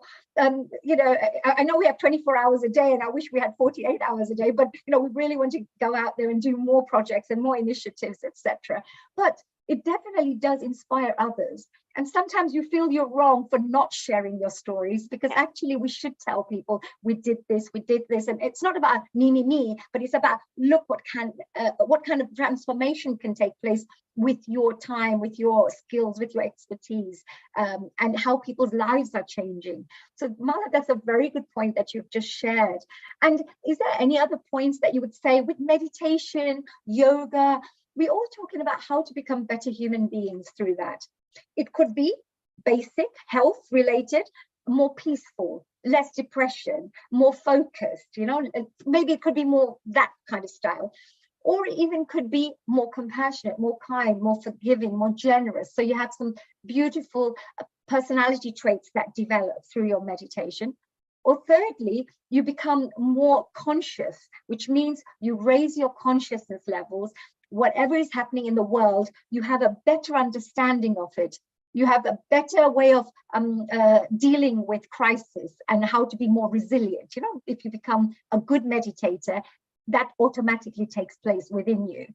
So having all these various different meditation benefits that you can get, but should it not lead to something like what Vivek Oberoi is doing, where we develop all these beautiful qualities of ourselves, but not just go out there, get doctorates and, educate ourselves and, make millions of pounds for ourselves, go out there and utilize. What do you have to say about this? So I always say, words are powerful, but action speaks louder than words. That's a key point. So people don't know how to access this. So we need to start getting it out there, promoting it more. And people want to come out of their shells. They're so afraid. People don't know how to communicate anymore. Political correctness gone wrong. It's suppressed us. It's oppressed us. So people don't know how to interact. So what we need to do now is get more people on these meditation platforms, because one thing leads to another. I didn't realize a hobby and passion to save the needy and save surplus food turned into a career job. I thought, oh my God, one thing. And then I changed people's lives with it, got them jobs, got mothers and single parents on low income work and got them socially included in communities. And I prototyped this, but happily doing it. And I never spread the word out. I did not put my platforms and say what I was doing. And I kept on getting people telling me, you need to talk about what you're doing. But I kept on doing. I was the doer. And I happily did it. But now I feel guilty because so many people want to do this and I could help more people. Yes. Sharing this story. By sharing, you can encourage more people. You can even give them tips, advice, so they can go out there and do more work. And let me give a little bit of background about yourself as well, dear Mala, because I know that Mala, you run this wonderful organization called Food. Yeah, food is the tool. Yeah. So is it a Food for Life, or what is the name? So it's food movement, and I'm creating a food village because my passion's food. Yes. And I didn't realize it. And one day I prayed to God. I said, I'm fed up. I don't know what's my purpose in the world. I was in my mid-40s going, God, what is my purpose? And he took me back to exactly what I love doing, humanitarian work. And then my mum told me one day, she was laughing. She said, do you know, when you're in primary school, you'll always bring the poor children home as your friends and you'll ask me to make lunch for them. And you always mingle with the poor children, not our sort of, the wealthy ones that live. She said, you're the only one. And from a little girl, you did it. So that's what you need to do because that's what you've always done. And she laughed at me. So I know my purpose. And so by helping other people get involved in the charity work or planting, getting involved in the environment, they will find their purpose. Yes, absolutely. So your thing has been about food, of course. Yesterday, when we were, of course, at this press conference, the food, we had afternoon tea. And we had, because you are such a food lover, and when you meditate, when you're a regular meditator, they talk about, it's not just about sitting down quietly, but it's also about your food turns into you. Like you have to have more sattvic foods, as they say, more vegetables and more, greens and things, and also being more vegetarian, perhaps, even that's what sattvic foods are about. So, for example, yesterday when we were here, here's a we were here at the press conference. It was an exclusive one where only invited guests were there. Mala was one of them. Mala Naika was one of them. She's now working as a social media, I would say, influencer. And I think she's doing an amazing job. But here, this is what we had organized. Healing Our Earth was there as well, which was Lalit Soda was there as well, which I was very proud to have him there. And I was hosting the whole event and organized it as well. So for something like that, the food, what did you think of the food there? I think it was very, very tasteful, classy, well balanced. It wasn't heavy and dense, because I always complain when I eat out or heavy Indian meals. And we had dinner as well later on. We had the biryani, loved it. Even the dal was perfect. So I didn't go home heavy and dense. But I was more about the afternoon tea was very interesting. I mean, I can't actually show you because I don't have the photographs here, but I love the way they did the afternoon tea. It was very posh. It was very, I loved it because it was dokras. Yeah. It was dokras and samosas and, it's like all the Indian, and they had Indian sandwiches with Indian chutney inside it. And I love that. I thought, wow, this is afternoon tea, Indian style. And the restaurant was called Colonel Saab. So as we said, as you also mentioned, and Lalitji also mentioned, it had all these Vrindavan photographs. And we met the owners of the restaurant, and they were very spiritual people, very nice, kind-hearted people. And what they said was the husband was an army officer and the wife. So the Colonel Saab is his name. And the whole restaurant was with these beautiful photographs, these lovely photos, like royal family photographs. The whole of the restaurant was filled with this. And I thought this was so beautifully created, and also bringing the Indian tradition and the Indian touch to the restaurant, because it's an Indian restaurant. Nowadays, there are many contemporary restaurants, which serve Indian food, which don't actually match. Whereas I love the traditional looks, so I think this was really beautiful. So I was very proud to have our press conference there. So Mala, moving on from here, let's move on and speak a little bit about yourself. So here goes our wonderful Vivek Oberoi plan of action here, that if he's such a celebrity and doing great work for the foundations, and we should be there doing good work out there, let's find out a little bit about yourself. How do you think people could become better human beings? What other qualities do you think people need? I may just ask maybe one or two other panelists to join me in shortly, but what do you think? What kind of qualities do we need to develop within ourselves to be able to do better, more humanitarian work? I think before we try and go out there and try and find things and look in the outer world, we've got to find ourselves in the inner world, which is inside us. We need to deal with all those negative energies, those demons inside us that suppress us. And if we can't do it and we're alone, get help, join our groups, like healing groups, mentoring groups, coaching groups. Because if we can't deal with the inside, then we'll never be able to deal with anything in the outside. It'll just what be do you mean by dealing with the inside? What would you just specifically mean by that? So if we said we have to deal with things that are inside us, what would you say are the things that we have to deal with which are inside us? Our emotions. Our lives are controlled with emotions. Our senses, our feel, our touch, and how we like anger, hormonal changes. All of that influences the way we think and feel. And we could actually bring in lots of negative energies.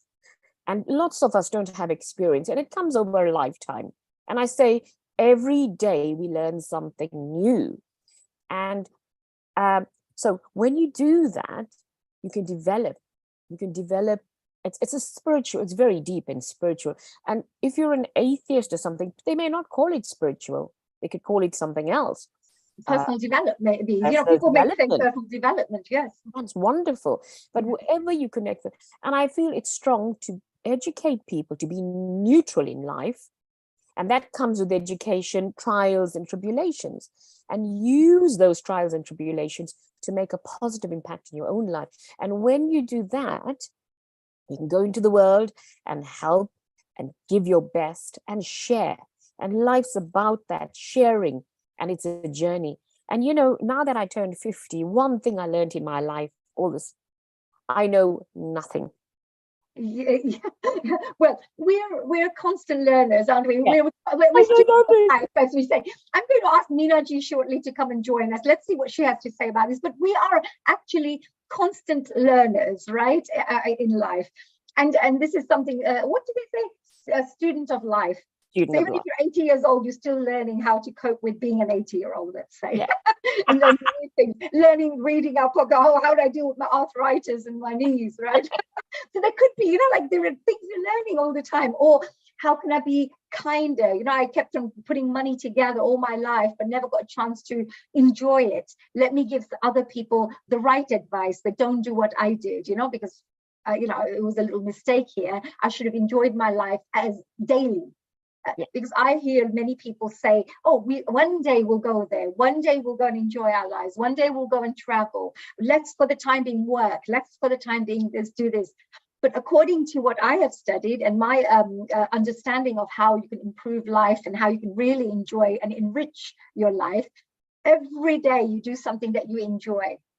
At the end of the month, if you were earning, I don't know, £5,000, £2,000, let's say, you know, £100 or £200 would be kept aside every month to just enjoy your life.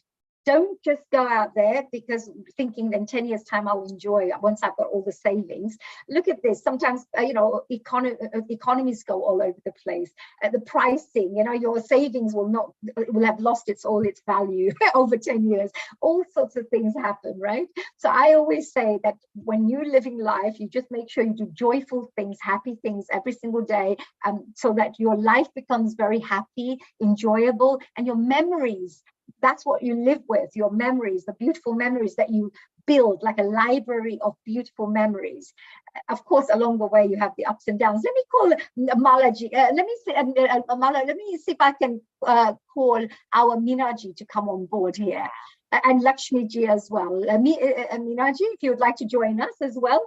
Global Namaste to you. Thank you for joining us here as well. And Lakshmi ji and Meenaji, we are just having a good discussion about how to become better human beings and how do we use methodologies like meditation and yoga to not just work for ourselves, but to use those skills and values for other people.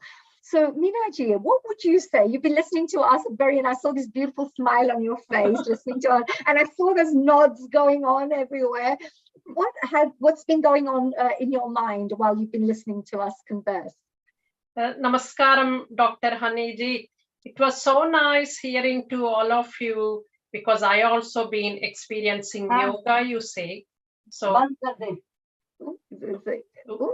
Mute. Yes, sorry, Meenaji.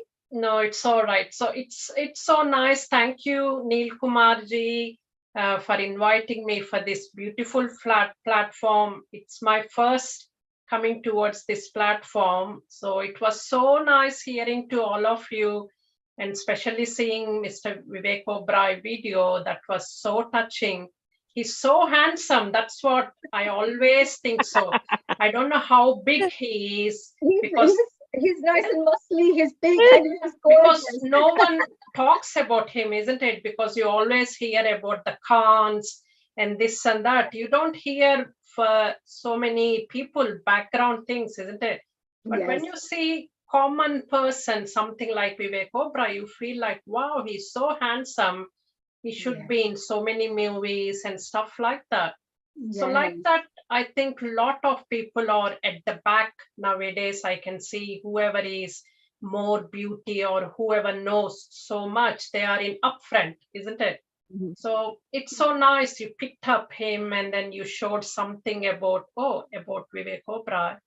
So it's nice Actually, to see what you're just saying. It's a good thing because you get touched by the good work and you get touched by the goodness in the humans, you know, because we also go through a lot of ups and downs in life. Exactly, We also come across people who may not be so kind, and sometimes you can lose a little bit of trust in the world as well. Thinking, God, can people be this way? It just can't, you know, when you're just trying to be good to everyone, and then these people come up.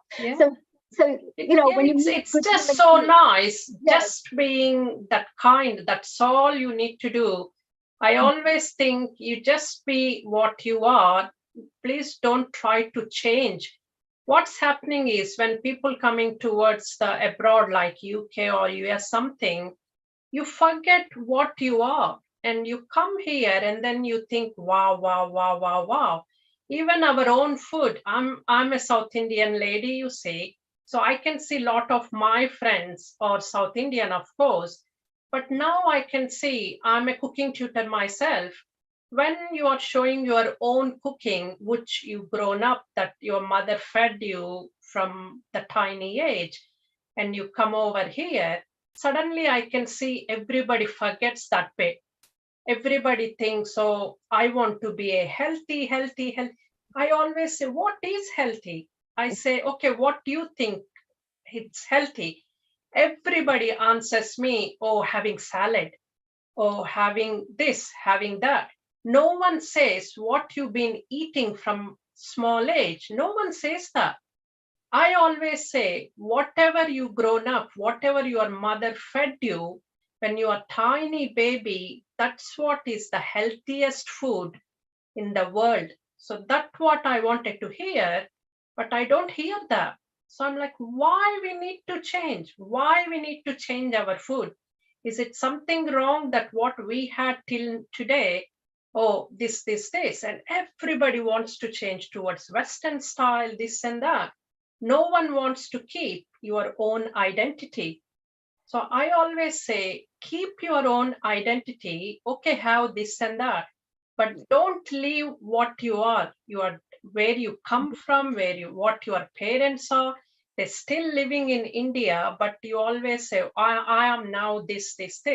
I'm like, maybe, but keep that roots live on and keep that culture, values, ethics, everything. Keep it live, especially for our next generation. Yes, Don't keep saying, oh, Western food is this, Western food is that. Oh, our food is not good. There's good and bad in all different things. And of course, you know, we have from an Indian perspective that you're talking about. Yeah. There are lots of lovely spices which are so good for you. Like we talk about turmeric, we talk about ginger. Everything. Our food is very balanced food. That's what everybody is learning that. Because we have everything. We have vegetables, meat, this and that.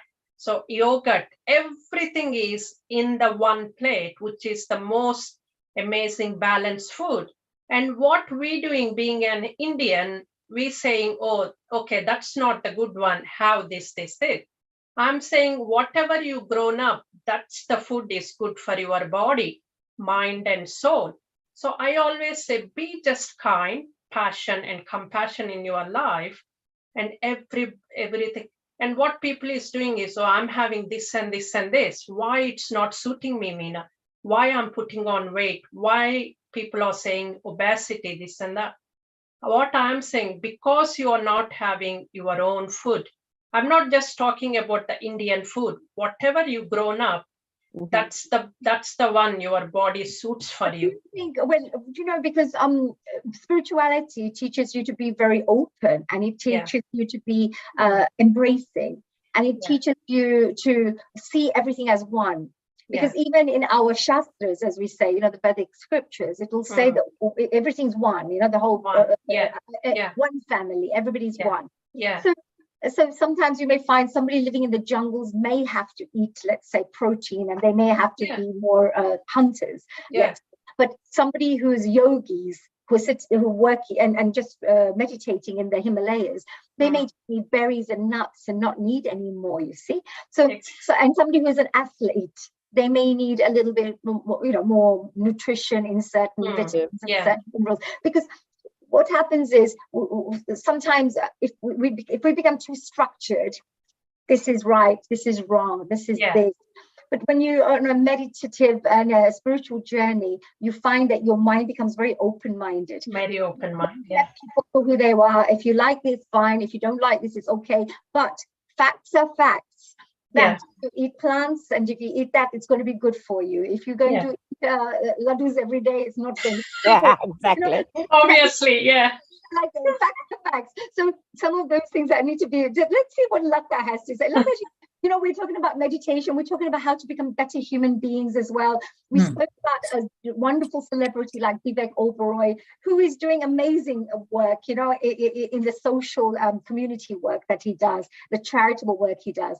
What about you, Lataji? How, you know, we've gone from Vivek Oberoi's press conference, launch at Colonel Saab restaurant, talking about the kind of foods we eat, which are really, really beautiful, and how important food is to help us to become better human beings as well, because food does help to turn into cells, helps us with our thinking process also. What is your thoughts on meditation and food? Let's go into that now, because Mala is a little food specialist there. Yeah. Hi, everyone. Global Namaste. And Happy New Year. And, you know. Happy New Year, Lataji. Thank you for inviting me. Yeah, it was so nice seeing you here. Yeah. Welcome. And so, yeah, it's our little family here, as well as friends. Yeah. So what we're going to do, I mean, what you did yesterday was phenomenal. I mean, I wasn't aware of all this. So thank you for raising the awareness, you know, through healing our earth. So yeah, I thought it was priceless and invaluable, the gems that we learned about. We're relating to what? What are we relating to? To Vivek Oberoi's work and how he's helping all these girls and, you know, children who are orphans. It's just being their voice for them, you know, and also helping them in a financial way. I mean, for us, we struggle, but these guys haven't got a voice and we need to be their voice, you know. So it's great that he's affiliated with United Nations and also WHO. And what was the other association? There are various that he's various, yeah. And they're all, you know, among the top. So he's really being recognized and being given the position, you know, of getting the awards, which is wonderful. But yeah, like Mala said, was it Mala or no? Yeah. Dr. Lakshmi said that we need to raise awareness and maybe through workshops that could work, you know, if we could collaborate and do workshops. Yeah, raise awareness of what, Lataji? To show the video of Vivek Oberoi and the work he's carrying on, then gather momentum, you know, for that and moving it forward. That's what came across to me. And, you know, all this humanitarian and spirituality that comes through all that is positive energy, isn't it, for the human race? And absolutely. Except I'm hoping to protect our planets in different ways. There's always good work that needs to be done in many ways. But whatever connects with you, like if children are something that, you know, you have a real soft spot for children, for example, then helping with the Tafida Rakib Foundation, supporting, you know, helping, making sure that this hospital is going to be set up. That will be wonderful because it is helping children of all backgrounds. They're just kids, you know, who need help. And nowadays there's 30,000 young children who are suffering from neurological conditions and brain injuries of different types, whether it's accidents or if it's health problems and medical issues. But you only have maybe beds, like 50 beds in the, you know, specialist beds for children. So it's a huge number of beds that are required, specialist treatments, latest cutting edge treatments that have to be given to young children to help them improve and heal. So there are so many things. So if you didn't have the children, maybe you have food. Food is also another way to feed people, because if you've got people who are starving, that's the first thing you need. In Maslow's hierarchical needs, when we talk about that, the first thing you need is security, you know, food and security. Before if you don't get that, you'll never move up to the spiritual side, because nobody cares to run to the temple and do meditation. They're saying, I'm hungry, give me some food. You know, so we have to feed people, then more people will be able to then go onto the ladder to start helping to raise their own consciousness levels. And as we start raising individual consciousness levels, we will then be able to raise the collective consciousness of this world. And they say, if enough people think a certain way, things shift, our reality changes, our reality shifts. So we need enough people praying, enough people doing good, enough people thinking good. So you will find that everybody's there. That's why there's more meditation and more yoga. There are lots more wars and lots more bad things going on as well, but equally strong, a lot of spiritual growth is going on as well at the same time. So there are spectrums. So coming back to this, Lakshmi ji, you're back here again. Back again. So Lakshmi, sorry for that. Yeah, they're no problems. That's wonderful. I love that smile of yours every time I see it. I think, oh, it's so peaceful. So Lakshmi ji, tell us, what do you have to say about this? What we're discussing right now? Any points that you would, any opinions you would like to say? Yes. Talking about, I mean, we already discussed on Vivek Oberoi's project and how he's doing it so well. I would also be like to be a part of it, you know, somehow or the other. I can't be everywhere at the same time. I feel our family upbringing is very important for all of us to stay healthy, and, you know, your eating habits, as well as your, how you behave with others, how you respect the elders. Now, all these things, that's what grooms you into what you are as a person. That's very important. At the same time, I also feel,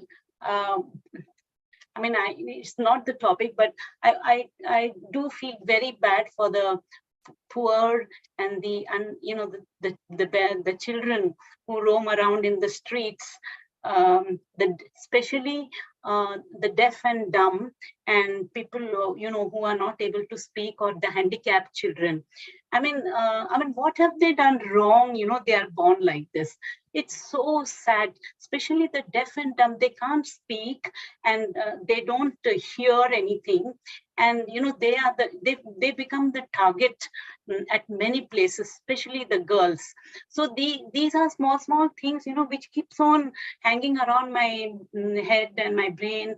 And how can we help them? It's always there. Every time I go out, like on the streets also, if I see a girl alone, I go near her and stand, to see that, if she needs any help or anything like that. So this, and I think as you go to the our own countries, or Bangladesh or Pakistan or any of these areas, the scenario is very, very bad, and it's getting worse many times.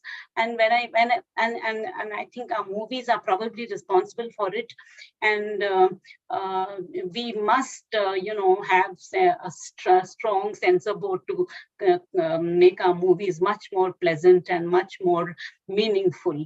And secondly, what I believe is selfless love to anybody who comes across my way, whether it is an organization or whether it is friends like you or my family, my children. It's all the same. So my kids get very angry with me sometimes, but anyway, so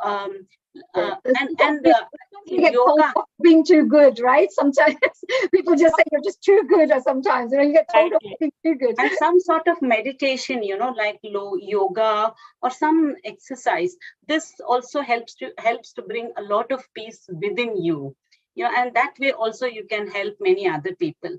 So this is the way I manage my duties and work. And I do travel a lot. One thing you said, which is very important, when you do meditation and yoga, which is very important, because if you make this as part of your life, even if you want to go out there to do good work, like Vivek Oberoi we're discussing. So somebody like him, of course, he'll have to stay healthy, he has to stay fit. If you are doing yoga every day, if you are doing meditation, even Narendra Modi ji does yoga every day, etc., and meditates every day. People like that, they've got so much work to be done in the world, or so. You need to do this through your physical body. So if you're a performer or a dancer or a person who goes out there to do good work, you need your physical body to go out there to do things. If you're not well yourself, then you're not being able to do all the things you want, all the things you wish to do. So when you say about the meditation yoga, that can also prepare you as having a very balanced mindset, and at the same time, so you can make good decisions, you can make good choices, you can remain, what would you say, more compassionate when people are a little bit difficult to work with, etc. So all these things that meditation helps with. And then if you're doing it the other way, where you have to go out there, be busy, working many, many hours a day, trying to help charitable cause, planning, like I'm sure Mala does a lot of that, running around for, you know, hours and hours doing good work. But you need a good, happy physical body. It has to be strong. So the yoga definitely helps with that. Yep. Honey, just before we carry on, because we've only got 25 minutes left, so you need to break into a nice, lovely meditation. Just before that, let us tell the viewers about the future events, and Mala has got some comments to make. So first, the future events, then on to Mala, and then if you can conclude with a nice meditation, since this is yoga and meditation, that will be lovely. So let's go to the events now, and if you could tell them, please. Thank you. Well, of course, our future events, as always, we bring to you some amazing. So here you say Happy New Year to you, to every single one of our wonderful Healing Our Earth family members out there from the 140 plus countries who are tuning in right now. We wish you a very, very happy new year. Of course, we are welcoming our 2023, which is going to be a great year. We have many more wonderful programs lined up for you for the whole year as well. Like, for example, on 15th of January, we have the Ayurveda special.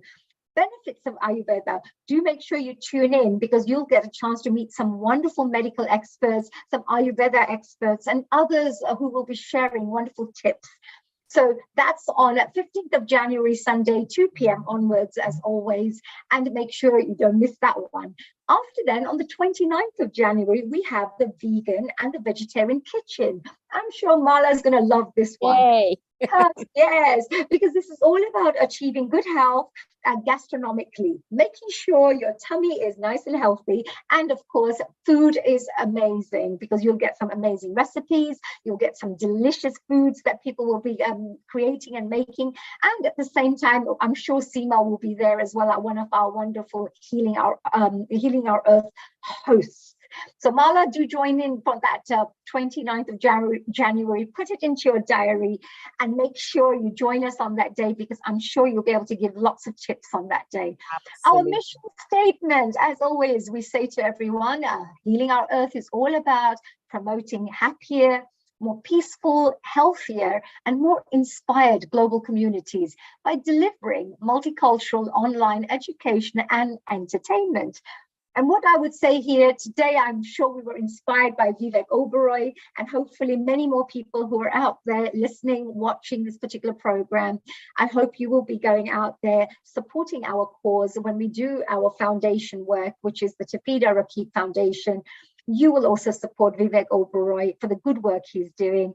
He's the new celebrity ambassador for the foundation, and we will be working with him very closely as well. Healing Our Earth is all about supporting good causes. So Mala, did you like that? Are you looking forward to those wonderful future projects and future events that are going to be taking place? It's just up my street. I've got all the tools, food policies, and I'm really excited because I work with surplus food, and from surplus food, I train people and families how to cook their cultural meals. Meena, I'll come back to your topic. I work in Southeast London with surplus food, and I get that into families where I have a very diverse range of cultures from the whole world here, from Ethiopia, Nigeria, Jamaica, and they're strong about their cultures, and they hate it when you bring healthy eating into their diet and you take away their concept and their culture. They hate it. So what I did was I use their spices, have a food policy on cutting down on sugars, reducing the oils, using alternatives, but keeping the flavors and the culture in, and they just love it. So yes, it works, and culture is important. Meena, we still Maybe we can get one of our guests on that day to give us some ideas and some information on food policies and how to, you know, sometimes it's safe. There are various types of policies that you implement, restaurants have to have, and I'm sure that you are one of those experts who knows everything when it comes to food. You could share, or any topics that you would try like my best. And all this lovely culture, Meena, we're still using it. We cook the cultural foods, the biryanis, the jollof rice, and add peas and vegetables to make it tasty, but we still keep the spices going in our curries. Another thing is, Dr. Lakshmi, I just want to pick up on, you made a brilliant point, and it's so deep, and I connect with you on this about the deaf, the dumb, the disabled, and I always pray about it.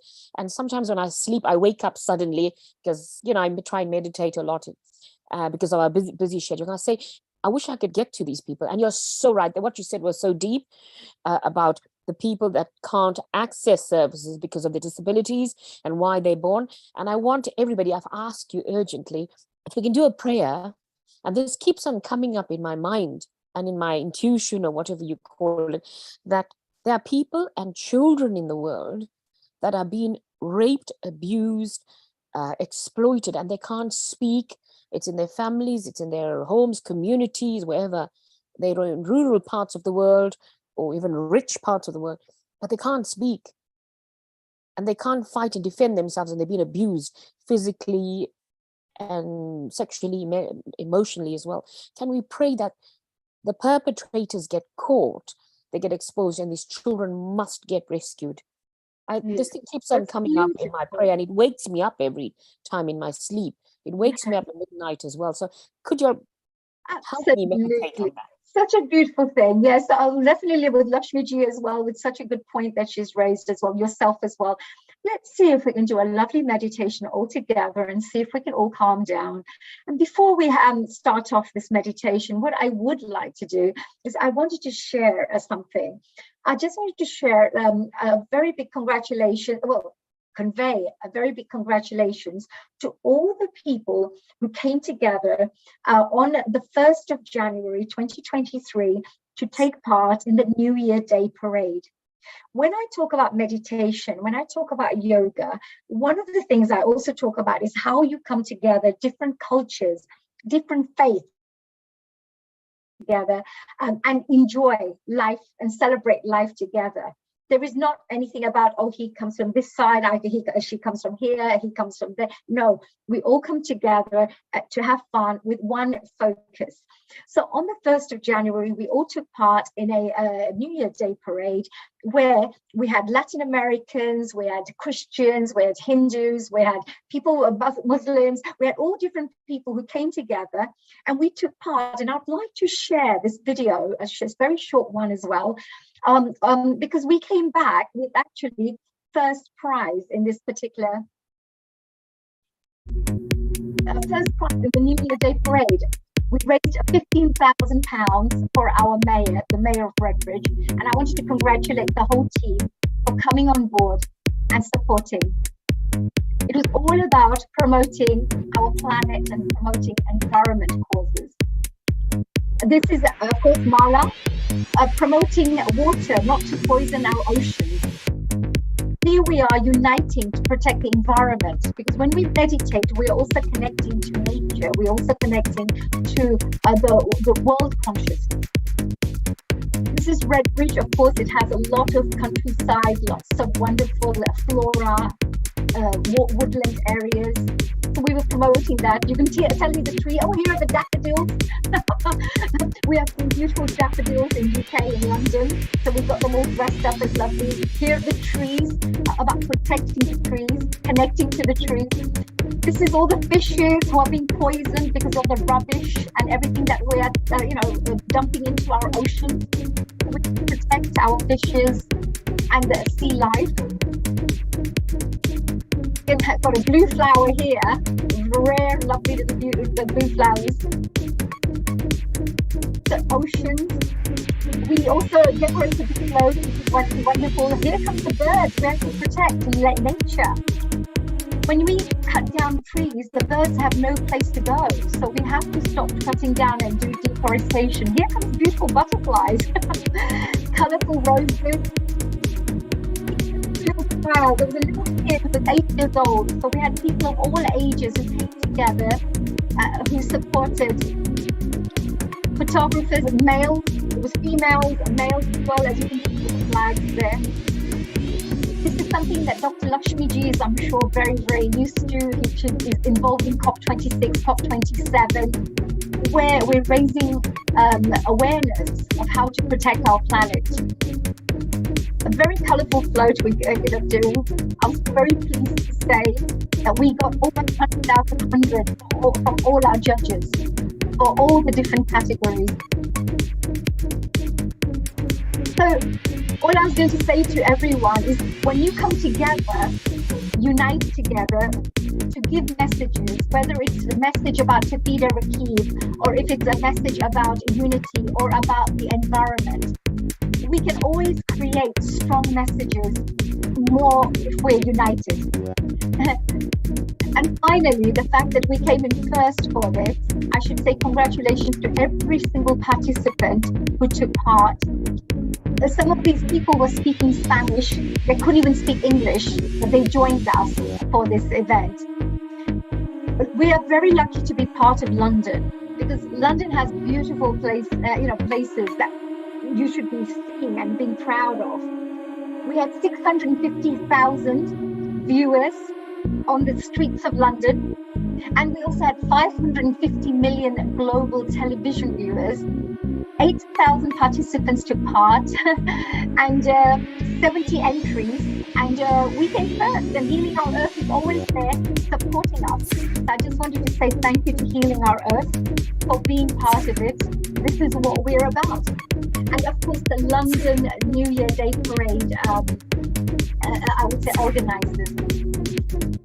I have always shared with everybody that I am an environment chair for the Rotary Committee, so we're very, very, very proud to work on various initiatives like that. So thank you so much to Healing Our Earth also for their ongoing support, encouragement, appreciation, and helping us to have platforms such as these so we can also convey messages and try to encourage others to get involved in these kinds of projects to raise awareness of good causes.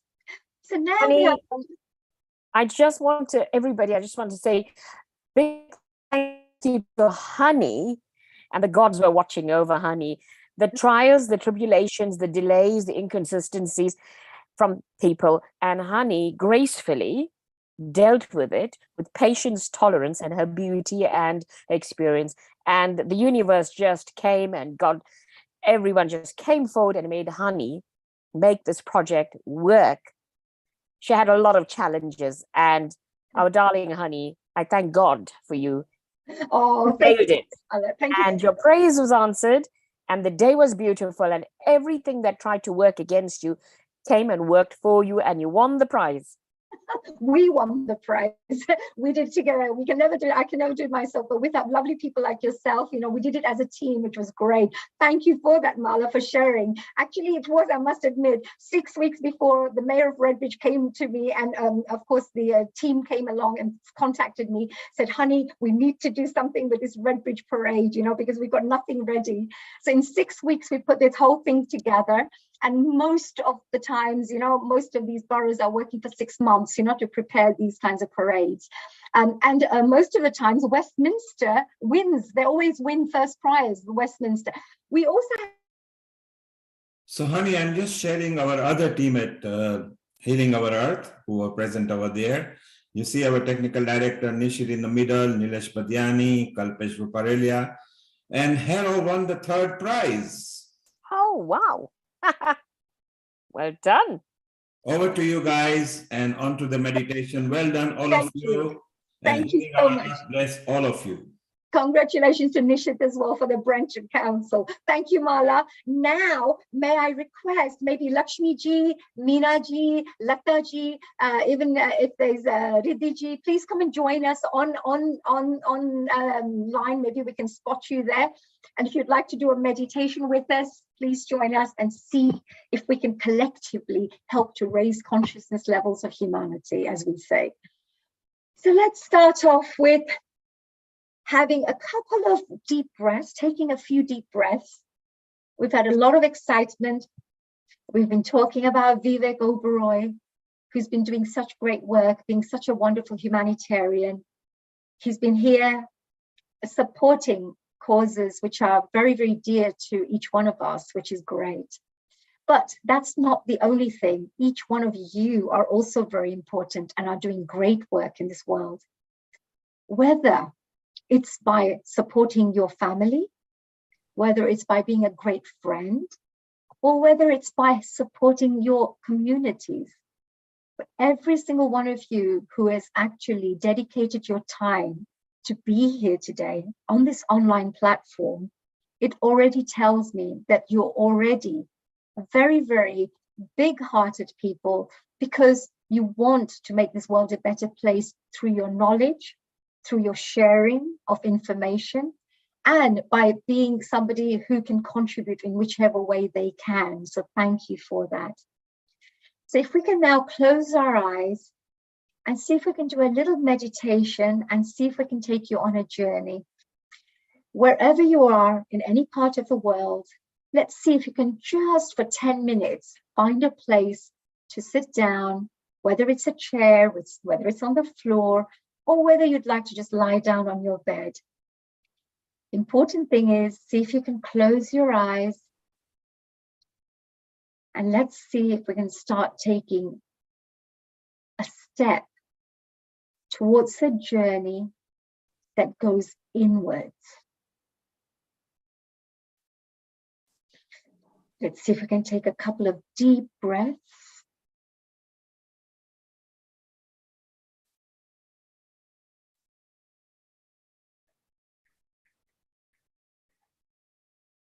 Let's now imagine that on top of your head, where you have your Sahasrara chakra, your crown chakra, there is a lotus sitting there. A lotus with 1,000,000 petals. Let's keep it 1,000 or 100 if you like, it's okay. Just lots and lots of petals. It's a beautiful lotus. Now I'd like you to imagine that that lotus is starting to spin round and round, round and round on top of your head. And as that energy and that momentum and that movement is taking place, it is beginning to pull towards it, to draw towards it the energy of the universe, what we call prana, what we call life force, the energy that turns a seed into a flower or a tree, that energy that heals that wound or cut on your finger. This energy is everywhere. And what I'd like you to do is to start pulling in this energy of the universe slowly, so that it starts pouring in into your body through the Sahasrara chakra on top of your crown, on top of your head. Imagine all this light that is flowing. This energy is just building and building. It's pulling in like an aerial, like a television aerial, where it tunes in, and it tunes in to the highest frequency of the universe. And this highest frequency is a healing frequency. It's a loving frequency. It's a frequency that unites you with everything that's there in the whole of the universe. It resonates with all things that are beautiful, good, compassionate. This energy all of a sudden is pouring into your whole body. It's flowing, going through your arms, through your chest and stomach area, through your thighs, down to the ankle, all the way to your little toes, all the way to the fingers, to the tips of the fingers.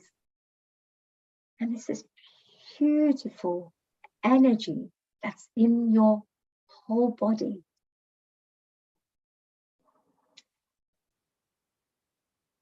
Now, wherever there is any pain, whether it's mental, emotional, physical, any kind of pain that you're feeling or you have been feeling or has been troubling you, just focus on that area and imagine this beautiful, powerful energy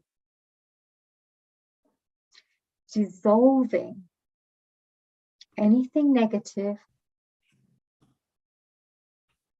and filling it with the most powerful, positive energy and light.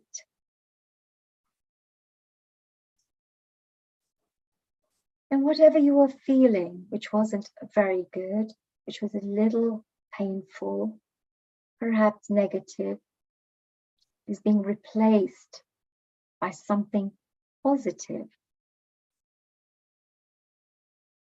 If it was a bad thought, you're going to replace it with a beautiful, positive thought. If it was a pain in the body, you're going to start seeing that part of your body healing.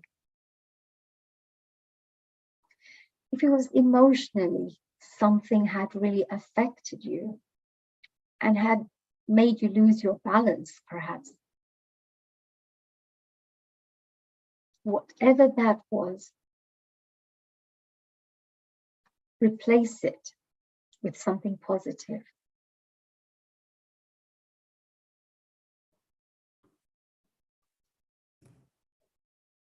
And now you can feel that this energy that's flowing through you is beginning to really, really gain momentum. You can feel your fingers tingling. You may feel your third eye tingling. You may feel some pressure in any part of your chakras, 7 chakras that you have. Let the energy do its work.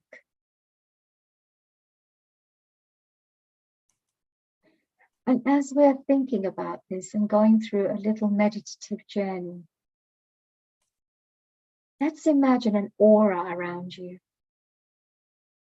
And this aura, the first aura you have around you is a layer. And this layer has all your thoughts in there, like a little library of thoughts. And wherever you have negative and bad thoughts, there are little blockages, little dark patches. And you can feel this light, this energy, this flow pouring in from the top of your head and clearing, like a little shower, all these dark spots and blocks that are there in your mental aura.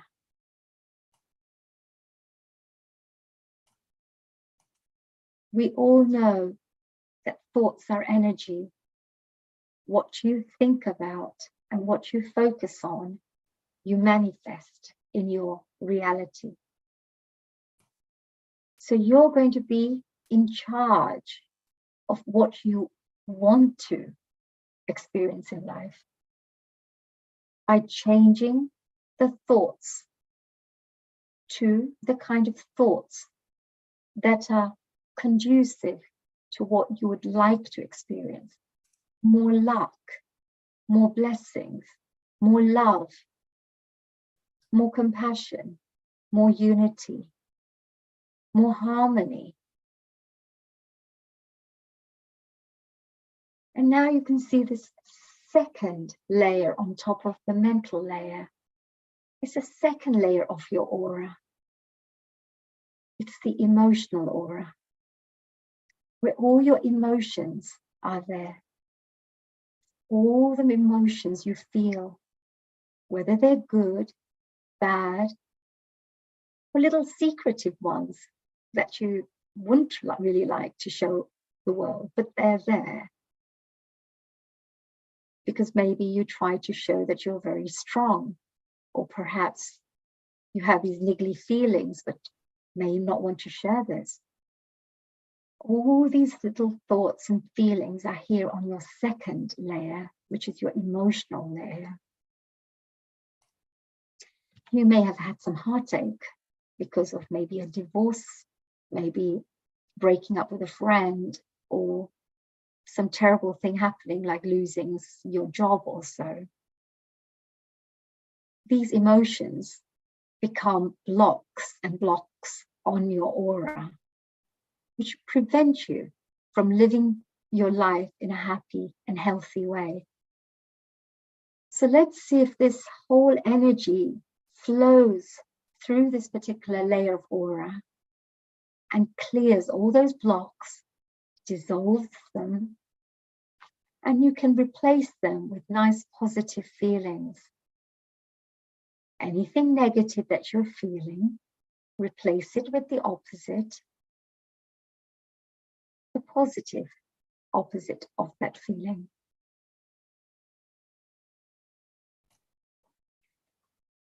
And finally, we're moving on to the final layer around us, the whole aura. You've got your physical body, you've got your mental aura, you've got your emotional aura layer, and now you've got your spiritual aura around you. Now, the spiritual aura can also get blocks.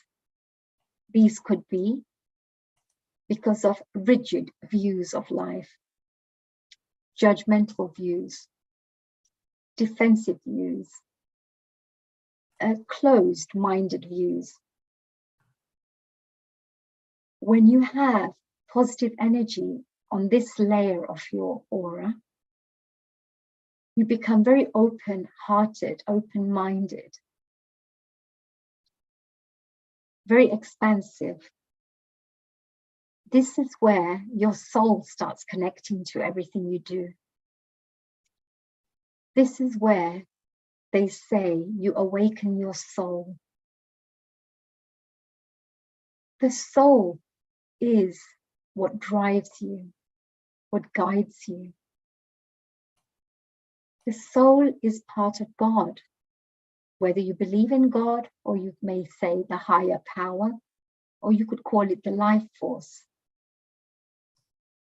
And each one of us can create whatever we want, experience whatever we want, have the right attitude, develop the right qualities that could make us a better human being. We have all that within us. We make the choices, we think the thoughts, we take the actions. So this spiritual aura, if you've got any blockages there that are preventing you from taking a life journey that's full of love, happiness, joy, which is guided by the soul, then let's clear up these blocks, these dark patches. Let the life force from the universe, as your petals of your lotus are turning round and round on top of your head, pulling in all this energy. This energy is just filling out all the different layers of your aura and your physical body, filling it with healing energy. Now your spiritual energy is becoming very, very pure, cleansed, healed. It reminds you that when you become soul conscious, you can't do things that are wrong, because that little voice inside you will prevent you from doing wrong. It'll tell you, don't do this, this isn't right. You can police yourself. It'll guide you to make the right decisions. It'll guide you to become a better human being. So with all this, that now we are all brightened up, now we've got a whole aura that is completely changed its frequency. It's resonating in the highest consciousness levels, pure, clean, loving. We're going to collectively pray for the world. Let's pray that platforms like Healing Our Earth can continue doing the kind of work that they're doing for many years to come, so they can continue transforming lives in a positive way. Bless all the volunteers, the speakers, the specialists, the technicians, the hosts. Bless them and give them the energy to continue doing more of the good work that they are doing. Bless people like Vivek Oberoi and other celebrities who are using their status and their brand value to go out there and do good work in this world. Let them be showered with blessings from each one of us and the whole world, so they can go out there and do more of the good work that they are doing and help to transform many more lives in such a positive way. Let's think about all those people who haven't got a voice, the deaf, the dumb, the blind, those with any kinds of physical disabilities. Let's pray for each and every single one of them, that they are surrounded by people who care about them, love them, and help make their lives better, more happier lives, more meaningful lives. And bless those caretakers, those family members who are looking after such people, so they have the strength to continue doing good work. And let's pray for those people who are helping to protect the planet, the whole planet, the environment, the deforestation, those wonderful animals and birds who are losing their homes. They've got no place to go because there are no trees, no forests, no habitat for them to live in. Let more people come together so they become aware of how important it is to protect our planet, the seas, the skies, the forests, the nature. We only have one planet.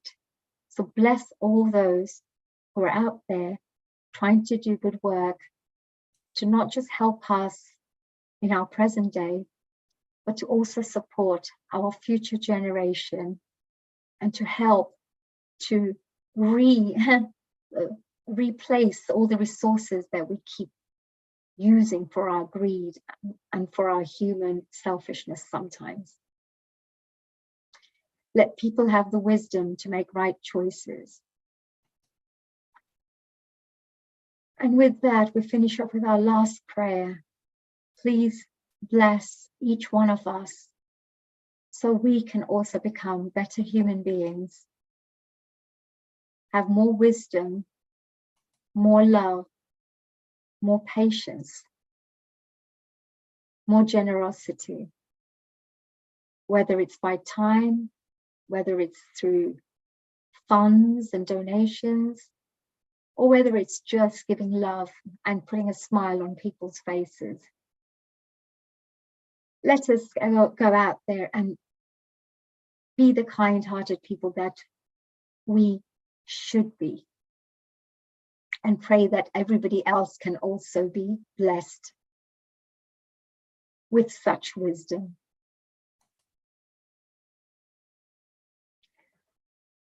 And with that, I'd like you to start imagining that lovely lotus that's on top of your head, that's moving around like an aerial, pulling in all that energy from the universe to use you as a channel to do good work. Slowly closing, disappearing, and your Sahasrara chakra, which is your crown chakra, is closing. You have filled your whole body up with bright, positive, healing energy.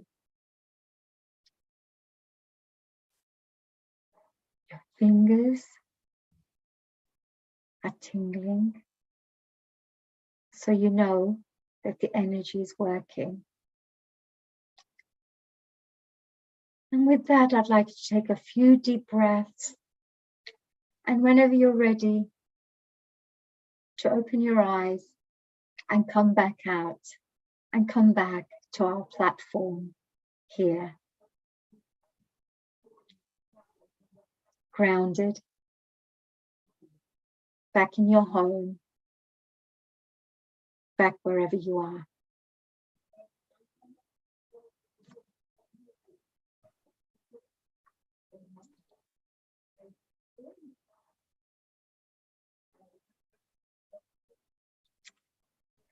So everyone, how was that? I need you to unmute yourself if you wanted to say anything. I hope you all enjoyed that lovely journey. Even I was like getting into this and couldn't come out myself. But how was it for you?